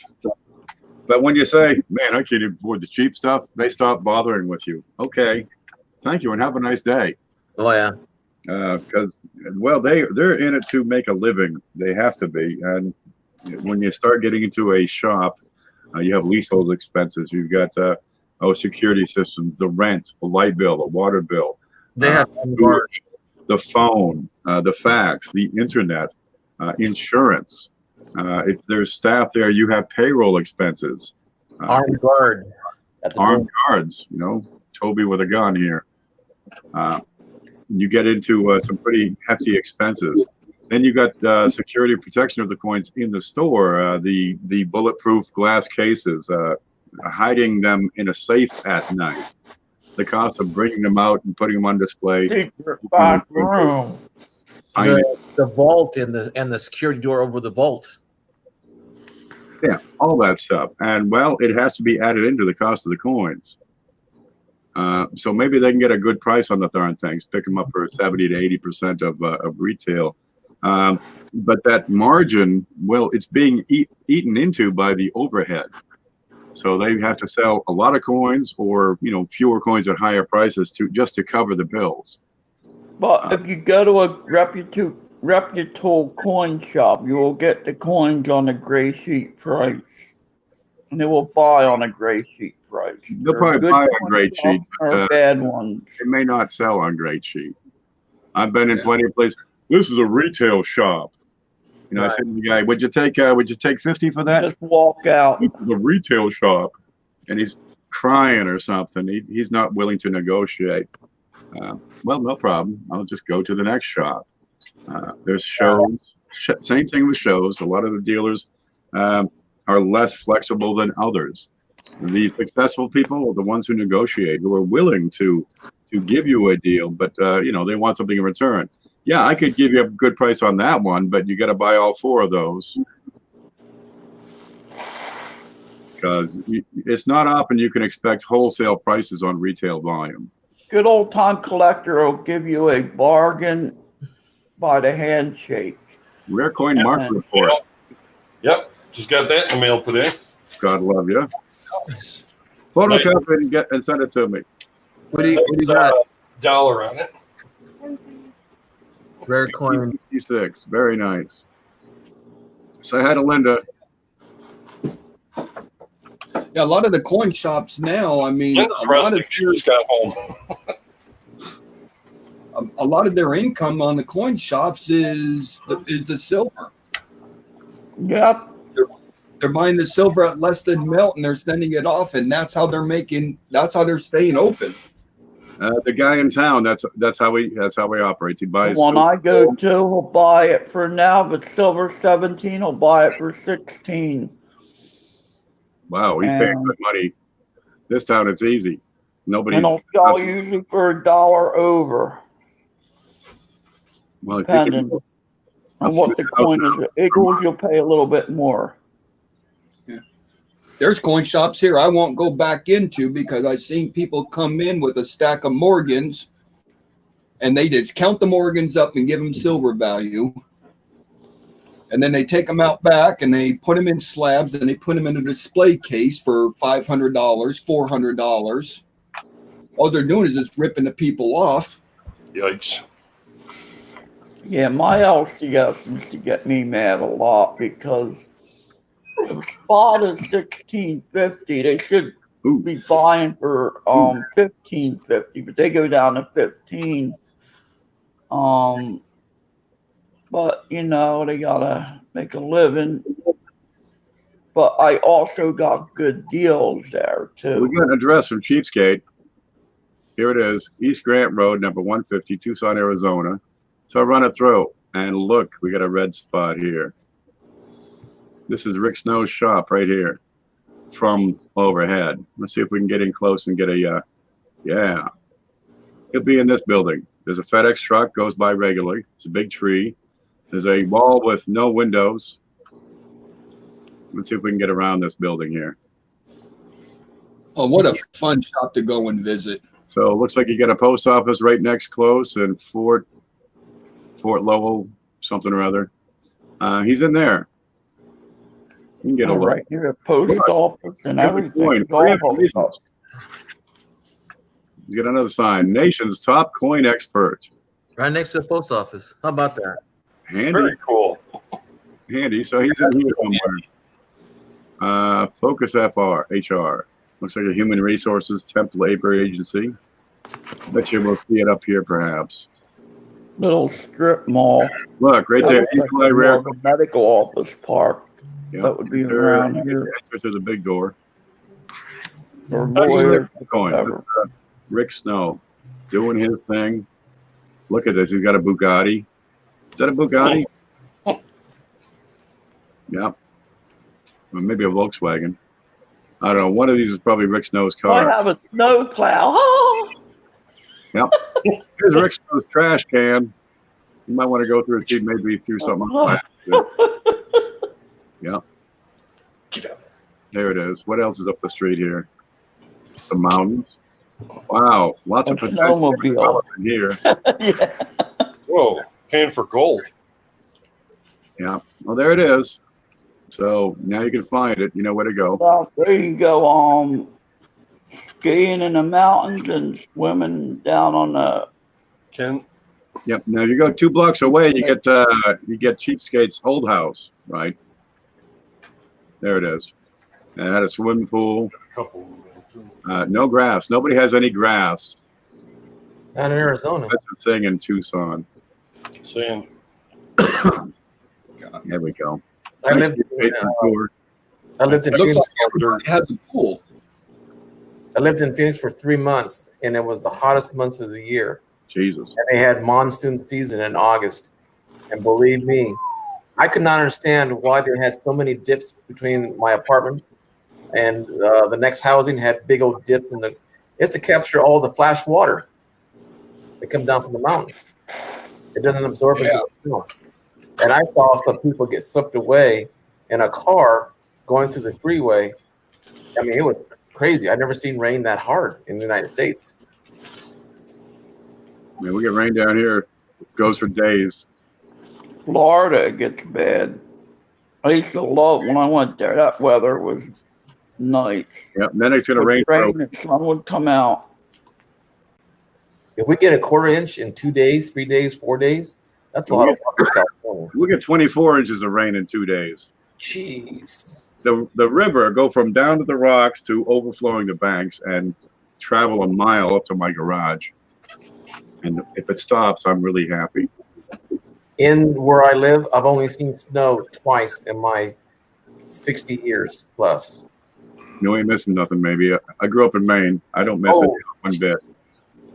I ski, but man, I've never seen snow on the valley. Okay, we're getting off subject. We're talking about skiing. And Okay. Let's get back to where'd my notes go? I wonder what I did with those now. Ah, here they are. Yeah, I noticed we're getting a little off subject. We'll get realigned. We were talking about, for most of this, brainstorming ideas to put together a community project, a collaborative project for new collectors. And we will make 5 to 10 minute videos, add tags, write tips for new collectors, and just explore a small subject, right? What kind of tips would you offer for new collectors? How to store them? Would you do interviews also for tips like that? Yeah, why not? It's your show. You can do anything with it. Okay. Everybody makes it's not just me. It's you and him and them and us and her and we. So a short clip on a tip for a new collector. That's right. Keep it short. Keep it simple. Short and sweet. Get in, get out. And we'll promote our videos over on the YouTube or Coin community, so we all have a home base. And then from there, you can share it to wherever you like. Share the link. Bring exposure to the hobby for the new collectors, and bring some good exposure for the channel producers who are making these short videos. And we could probably get one up every single day. So the challenge now out there for everyone who creates videos in particular, and also for those who have never created a video, to just create a simple, short video about, what would you tell a new collector? What sort of helpful advice would you give them? Fair enough? Yeah. That'll Sound like something everybody could do? I'm game. I'm on board. Papa Junior says new collectors should have achievements, things to focus on, objectives. Yeah. That would be good too. Let's see if I can show this. I've given this as a simple objective before. I'll think of a topic. You get these folders. They'll have every date, every mint mark. You get them for nickels, pennies. Well, that was good. Right? And you can fill your entire collection, right? You can get every coin and just fill the holes. This is why you get these junky old coins. They're kind of more expensive and they're beat to crap, but they call them a hole filler because even though it's junky and tore up and not worth much, it's going to fill that hole. So you can get your full collection. These are a great way to get started in the hobby. What are these? 3 to 5 bucks. At the Hobby Lobby. Yeah. Yep. Hobby Lobby carries them. Yep. Yeah, but none of I that. like the book you got. I won Ken Whitman. They're nice. And the Whitman. Yeah. Here's one for Jefferson Nichols. Same idea. You get all the slots, all the dates. Yeah, I'm gonna start filling this one up. Great way to All get right, Dragon. Peace out. Dragon's taking off. You stay groovy, baby. Yeah, if you go to your local coin shop, sometimes they'll have the used trifold Oh yeah, albums I got a bunch of And- used. in good condition. You can pick them up for $1. I got that And- for $1. Yeah. My coin shop. Yeah, I had an experience on Friday. Not Friday, but last Friday I went to an antique store, and they had these books, full books of penny books, and one of the first ones in the front was selling 1941 to 1974 pennies, and there was a Whitman book, and they wanted $9 for it. I got it for $6. Yeah, I got one full for about 5 or 6 at my coin shop. You can get them cheap there. No, that's how you can tell if it's a good coin shop. You look at, see what they want for a silver eagle. I go by the silver eagle on any coin site I go to. I look up what they want for a silver eagle, and if it's a good price, then I'll look at other things. Go buy one item that you know what the price is, and go in there and see what they want for it. And that'll give you a good idea. Yeah, Cheapskate's on in an hour and a half. He's going to do his thing. I've asked him to post his channel link. Hopefully he hasn't left yet. There it is. He has posted his channel link. So everybody can get over there, watch him do a thing, pitch in, do your thing with him. There you go. It's fun. But if we get more people involved as a community, I think we can take this thing to places the hobby has never gone before. Well, it's a lot more real-time discussion rather than waiting for your monthly meetings. Yeah. I mean, it's a coin community every darn day. There's so many channels out there. You could have just endless coin talking shows. The meeting's more fun. It's different than on here. Way better. It's in person, but you know. Man, what technology has brought us. The ability to take pictures of coins and put them all around the world in real time, talk about them, show them off, turn them over, focus on details, explain what that W is, explain what's going on these coins, show people the difference between good quality and poor quality, and help people build their collections. Hey, Ken, explain. Jeff Dunn asked, will all the videos be linked to one channel? No, everybody makes their own video. Jeff Dunn makes his own video on Jeff Dunn's channel. But Jeff Dunn adds a tag to it, right? Hashtag tips for new collectors, right? And Jeff Dunn can post that link over in, the link to his video over in the YouTube Coin community, so everybody has a single place to find his little, tip for new collector video. And then all the people that go watch it can create their own playlist. If they think it's a good one, they can add that to their playlist, their tips for new collector playlist. That's a suggestion for new people making videos. You got to put tags on your videos like silver, gold, and your settings in the studio. So if people looks up silver, they'll come to your video, for example, or the word silver in their lookup. And do playlists. Even switch your playlist up, Here we go. I'll show you what Bill's talking about here. When you create a video, that's the wrong button. Here we go. Now I got a playlist for my 2020 live streams. Yeah, when you create your video, you have the description, and you can add to that # coins, # coin collecting, for example, and you'll see that show up just below the video as a clickable link. So we add in the tag tips for new collectors. All right. And you can add whatever you like in the description. Then you have the tags that are hidden. You won't see these on the video. Yeah. It helps YouTube's search engine. So this one is for the 2020 nickel. So I've got nickel, reverse proof, West Point, Jefferson. I need more of them up on mine. Yep. Breaking news, new this year, U.S. Mint, Scoop, 2020W, 2020W nickel, 2020W Jefferson nickel. That's what I have for tags embedded in that particular video. That's working pretty well. We got, 4,000, 2,000 or 3,000 views right now. How many we got? I was just going to ask what your view count was. Oh, it's going through the roof here. 2,400. That's doing just fine. Yep. I picked up a lot of subscribers because of that. And geez, if you have a video channel, getting people to subscribe, boy, that's a hard job. Getting the content so they keep coming back, that's the real challenge. And if you do that, you can develop a decent little income. Jared got it. Number tips for new collectors. And that'll work. And you click on that, and it'll give you, Oh, you know, whoa! I got 19,575 views. off of your last show. That's good. Man, I break 1,000. I'm really excited. No, on everything. I don't know if that account. Total. Yeah. Yep. Well, give it time. Just keep putting out good content and keep working on improving your content and your show. Yep.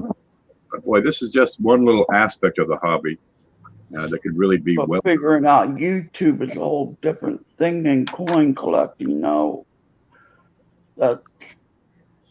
But if you want your channel about coin collecting, that's where a lot of people get stumped. All the new people making videos, but that's a whole different subject than a tip on coins. Yeah. Now you figure you put a tip for new coin collectors, but you get a guy with 50 subs and no video, and you go to sub to him, your sub might not stick because you don't have a short video on his channel. You know what I'm saying? There's a lot more than that. You can always find it if everybody posts their video in the YouTube or coin community, right, which is designed for promoting your channel. You can always find it again. Cheapskate brings up this particular point, which I think is poignant. You have to think this is the first time ever that tools like YouTube have been available for coin collecting. So Yeah. we're all getting in on the ground floor. What you're talking about is digitalization of the hobby. We're bringing the hobby out of the books, right, out of the show, the coin show, out of the coin shop, and putting it on screen. We're making it possible for people to look at and discover and see and learn from somebody real by watching TV, in effect. We have the entire internet at our disposal. We can add links, right? You can create your blog, a website, and we're able to take that information that used to be available in books. If you ain't got the book, you ain't got the information. Right. And put it in reach of everybody in the world. That's a solution we face. The dissemination of the hobby and also the knowledge is a lot quicker attained through the medium of television, which this is, but in real time. Absolutely. We're answering questions right now. You know, Jeff says, will all the videos be linked to one channel? No. I can see a channel being dedicated to such a project, though. You make a video, Cheapskate makes a video, Hector makes a video, Bill makes a video. They all have their video on their own channel. But we use that common hashtag, right? And we have a common subject, tips for new collectors. And those people who are looking for, you know, short informational videos that will help them improve their hobby and give them, you know, a nice shot in the arm and getting their hobby going. They can find them all real simple and easy. And if they come across channels with more extensive information on what they like to collect, so much the better. Cheapskate was talking about foreign coins. Not a lot of people are talking about foreign coins. Geez, you got a new collector who's into foreign coins, comes across Cheapskate because Cheapskate made a video for, you know, tip for new collectors. Well, so much the better for him. It'd be perfect. It's a good match. But it helps the collectors find the channels they want to get into so they can learn more in-depth information about those things that they like to collect.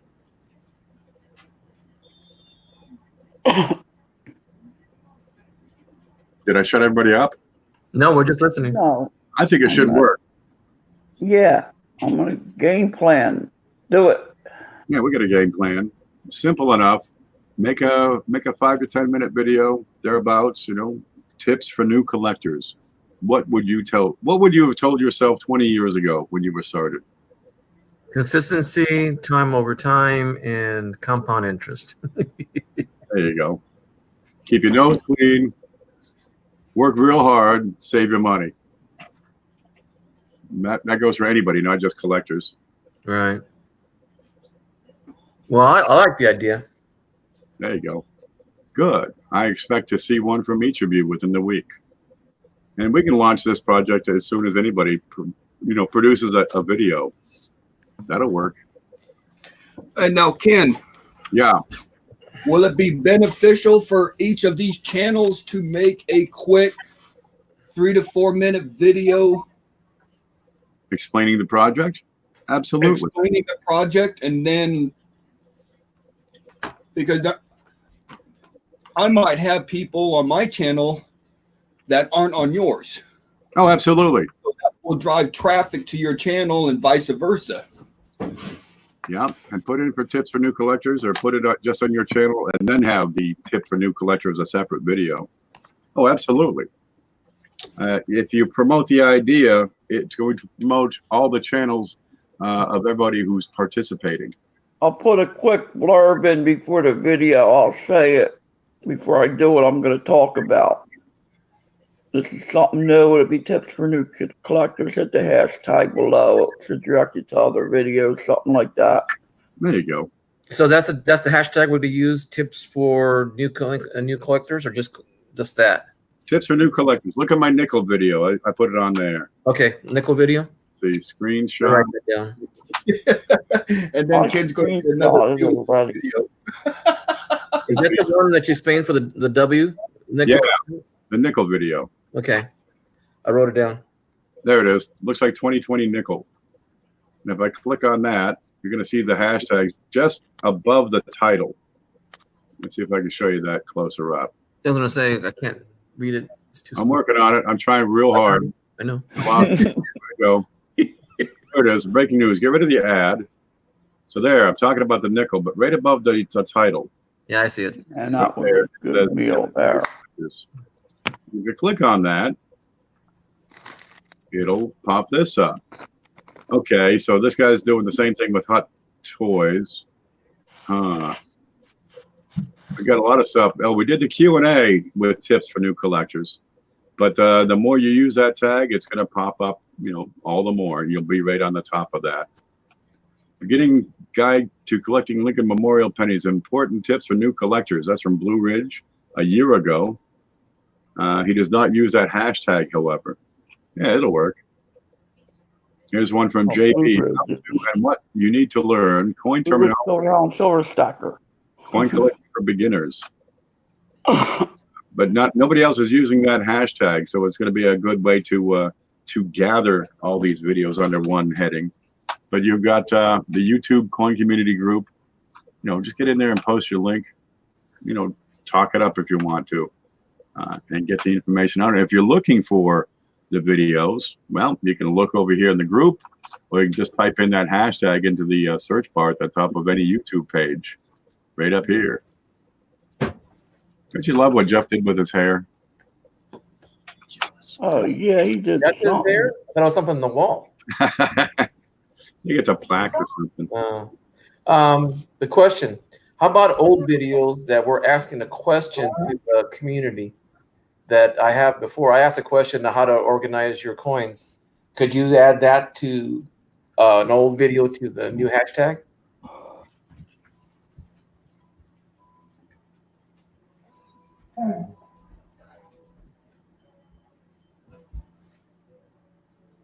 Ken, you muted. I was muted.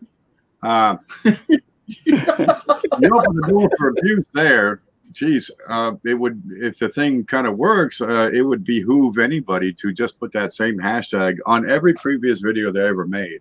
I ain't gonna go that far. And the use of the hashtag just falls away. But we can still post it over in the Facebook group, so we kind of have them still organized pretty well. Okay. But if you think you have a video that's appropriate, by all means, go for it. But you prefer a newer video with the tips for new coin collectors?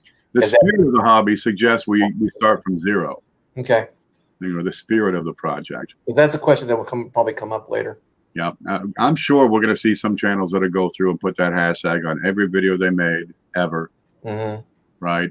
And what are you going to do? That's going to happen. But those playlists that the channels create, I go watch Cheapskate's video, add that to my playlist. I go watch Hector's video, add it to my playlist. and you'll have several channels that'll have their own playlists. They may not have every single one of them, but that'd be a great way to find a lot of these. And people could break it up into different playlists. Here's, tips for new collectors about just nickels. Now it's a pretty handy thing.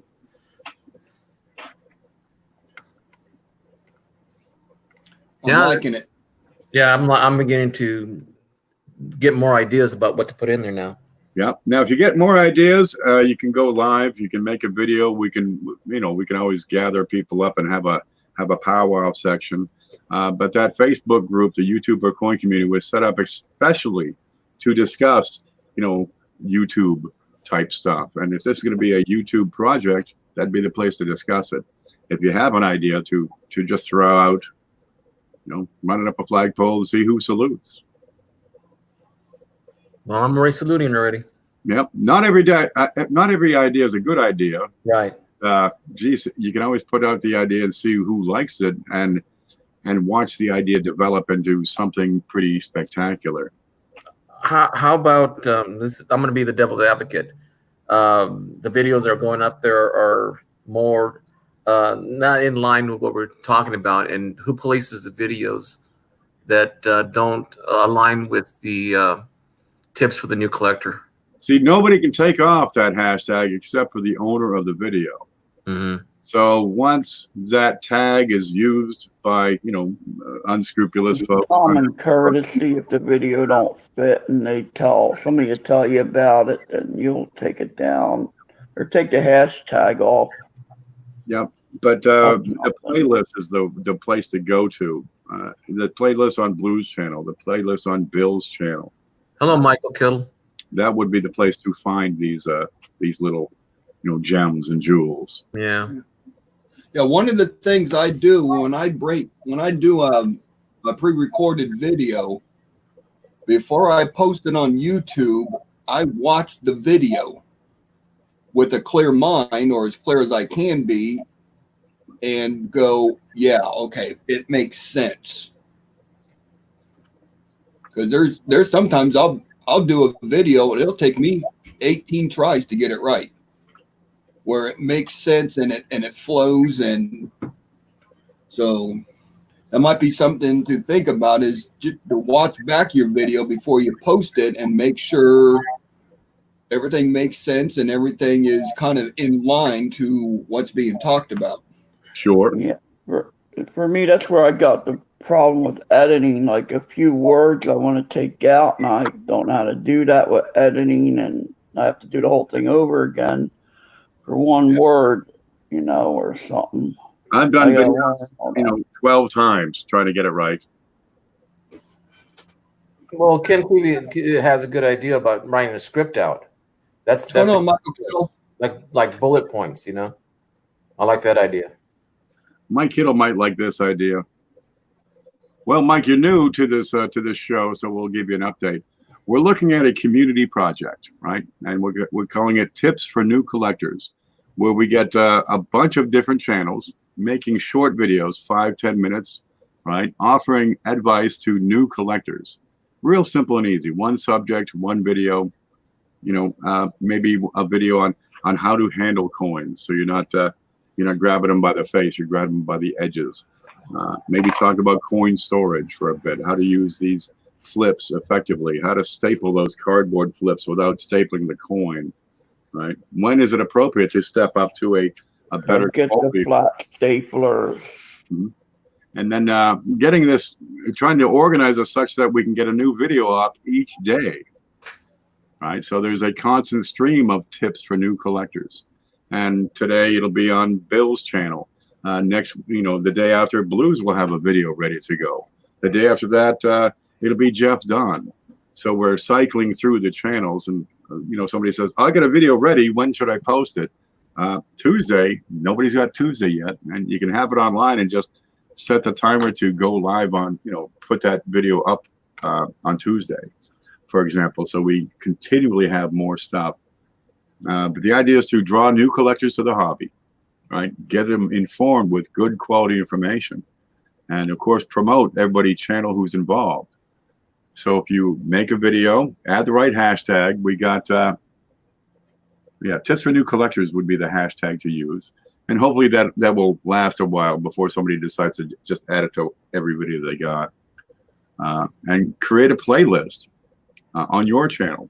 And I'll do it on mine, and Bill does it on his, of all these good Yeah, quality. I have one up later this week. Now, you don't have to, add every channel into your own playlist, right? Maybe you don't think it's good enough. Well, that's okay. You can be picky. But by gosh, it's an incentive for people to put out the best quality video they can. Keep it. So I got my new sub playlist, and that is a good idea because when you sub to somebody, you should watch their video more than once to make the sub stick. Absolutely. That is it. I gotta start watching that playlist. Yeah, my kid will suggest, how about coin tips? That would work. Anything. Sure. Coins 101. Sure. Short, simple video explaining a particular aspect of the hobby for a new collector. Yeah, but I'll go into the more of the new collector than how to make a video on here. Like my topic was on a coin seminar weekend. Yeah, when is that coming up? Let's see, the week after Valentine's Day, about a month from now. So it's time we start promoting that real hard. Oh, all right. And that's the same kind of thing, except we're getting deeper into that subject than a 5-minute clip. Yeah. Cheapskate asked, what's going to stop 30 channels from uploading videos on the same day? We have to organize ourselves. So we can use a Facebook group. Does anybody have one today? And somebody will say yes. Okay, good. Upload it and put the link in so that we can get one going each day. We could open up a page where we can organize it, and start to schedule times. How about that one? We can put up a list of, I can do that right now, matter of fact. Want to see how good it'll go this week? We'll pick 5 people right now. I'll do one on Wednesday. You want to do it that way? Yeah, you can start. Okay, let's see. I'm going to go over. Let me pull up the coin collecting checklist because I can get to Google Docs real easy. All right, I want Google Sheets. Yeah, I'm going to add a new sheet. Okay, we'll call this one. Yeah, Cheapskate's got a sale tonight. Cheapskate's got a sale tonight. Who else? Okay, Everybody else. Everybody. Collectors. Everybody's got a sale tonight is what it boils down to. Oh, geez, I'm sure of it. Okay, what's the date? 1/13. Who's on today? Yeah, we can have. Let's see. We're gonna have a channel, title, and have a link in there. So let's say Blues Coins, and the title is Don't Clean Coins. There you go. Well, this would work. We could actually put them all together on a list for people to see. 114. Let me drag that down so we have a project. Oh, look at that. It did it just right. Okay. How about Bill? 457. What are you going to talk about, Bill? What's your subject? Let me think real quick. Oh boy. Okay, Don. Hector, what's yours? First step of coin sorting. Coin sorting. There you go. Everybody pick one. I'll do Ken.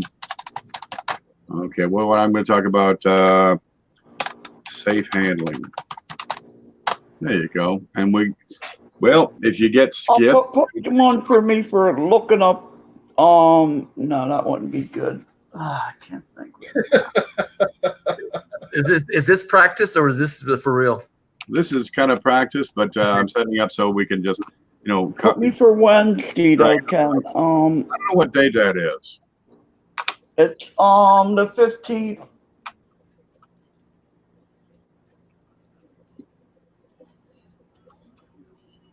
There. Wednesday the 15th. Yeah, if we could get people to commit that they will have a video every Thursday, Yeah, then you need 7 people. No problem at all. All right, And put me then- for Wednesday, and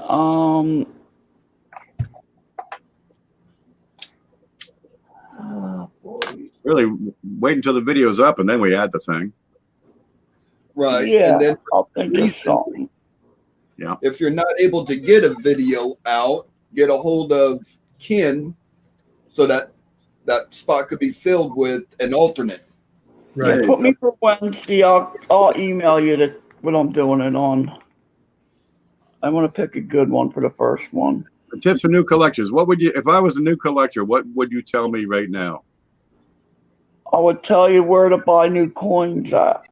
Where to buy coins. Done. All right, that's what I was gonna do it on anyway, something like It's that. that simple. Where to get coins for new collectors. That's gonna be my title. I mean, there's coin roll hunting, how to use 2 banks, right? Open a second account just for your coin collecting enterprise. And now you have 2 banks. One for your personal account where you pay your light bill, put in your paycheck, right? The other one just for your coin business. And you use one of those banks to pick up coins and the other bank to drop off coins. Yeah, well, I don't coin roll search, but I'll figure out how to get other coins. All right, I got it. Okay, I got Wednesday the 15th. So anybody with a link in view, I'm going to copy that link and find the StreamYard and post it over here. There, it's pretty simple, but we could add sections to that to better explain, the mission and purpose and what we're trying to do. And if you would like to help manage that little thing, that little document, let me know. I can put you in there. There's a lot of people ask me, where do you get them coins at? I mean, are they a lot? And I said, you don't really need much money to have a beautiful brand new coin collection. Yep. Yeah, I think that sources to get coins, or at least one of them, and I'll upload it on Friday or Saturday, says Cheapskate. All right, let's see. Go back over here. I don't know what Friday or Saturday is. I can look at the, let's see. 18. So 18 is Cheapskate coins. And what was the subject? I wasn't paying attention. Trustworthy sources to get coins.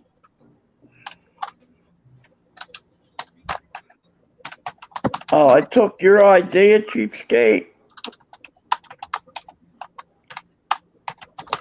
There. Not Etsy. There we go. We added that. Cheapskate, I'll do it on your sites like AppMex and stuff like that. You could do. That's what I was gonna do mine on. Now I got to add links to channels, but ideally we're going to add the link right over here. So I'd have like here's Can PV, and we'll do the 2020 videos be better than one on the subject anyway. Whatever. W nickel.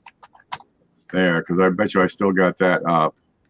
There it is. Let me copy this. I'll copy that, and that'll be to the 2020 nickel video. Stop. I don't know what happened there, but I should be able to post that in here. So let's see. Hit the little link button. Add the link. I took his idea. Now, whoever's got the little icon in the red up there, the anonymous dinosaur, can click on that link. It'll pop open, just like that. Isn't that handy? Ta-da! Breaking news on a W nickel. All right. Okay, that'll work. All right, who wants to help manage that group? Don't everybody volunteer. Sure. All right. Hey. Yep. I'm going to add you here. Share. Let's see. Blues. And we're going to give you can edit, can comment. I think that's the one. 2 videos be better than 1. Send an invitation. Send a link. You get more views. You send a link. There you go. That should work. And I'm somebody. Here's somebody. I'm in the phone book. Here it is, the advanced part. Okay, anybody can link. So I should be able to add you in as an editor.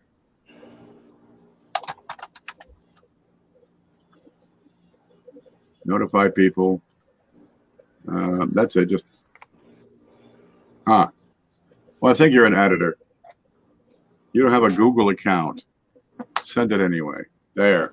Make it work. See if you can amend that in any way, shape, or form. Give me that the V email, and I'll put that in. Make it easier on you. What about Excel? Jeff says, what about Excel? We're using Excel doesn't have a. No, they're talking about their auction list, I think. I see. Wow, we're gonna have to explain to people how to use these Google sheets. Yeah, and that's why I like ucoin.net for foreign coins. It just goes all. I could have did my. Nah, it would have been too difficult. It goes on Excel, and it all puts them all in alphabetical order. What's today? Today is Monday. And it does it all for that site. Is a good foreign coin site. Ucoin. Today's the 13th. Well, I'm trying to get it to type Monday.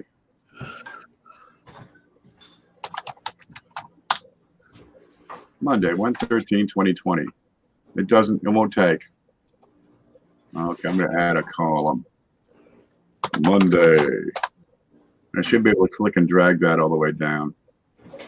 There. Okay, good. So we got date, month, who. We'll put the link on the title. That should work. And we'll change. All right, take care, Ken. My phone, my tablet's on 20%. You had enough? Yeah. That's okay. I've been talking for 2.5 hours. This is Yeah, I don't mind. Yeah. There. It's a start. We started a new project for the community. Okay. Hire some 6th graders. They know how to use that stuff. Oh, And they work yeah, no, all day. Should I have a high school? All right, take care, everyone. Bye. Thank you. I've had enough. I'm gonna go. I gotta do a couple of errands in town, do my thing. I gotta finish packing this here big show for Roy, who won it. Yeah. Look, if you got more ideas, put them up over there in the Facebook group. We'll tear them apart or put them together. Or add. I don't have Facebook, so I'll have to start an account there. Yeah, why not? It don't hurt none. Just don't let the kids know, because then they'll watch it and they look at your family pictures. Yeah, I won't put anything on there except for coin. That'll work. Okay, guys, thanks for everything. We work together. We can do a whole lot more. We can go so much farther if we work as a team than we'll ever go working alone. Right. Well, I coach baseball, football, basketball, and it's always teamwork for me. Yep. And for all you folks in chat, thanks for stopping in and listening to us for the past 3 hours and change. Yeah. A lot of fun. Cheapskate's coming up tonight. He posted his link in there earlier, so just scroll up. Or just go visit and subscribe, and you'll get a notification. Yeah. Ken and Blue, I might, have more questions. I'll email you guys. Oh, yeah. I'm sure we're going to have them. Oh, yeah. Yeah. And this is the sort of thing that will evolve over time. More people will jump in. Some people may drop out on occasion. It's going to happen. Yeah, life happens. But we get some momentum going on this thing. It'd be good for everybody involved, especially those new collectors. Okay, guys. All right. Off. You all stay groovy. all right. Take care, everyone. Thanks, Ken.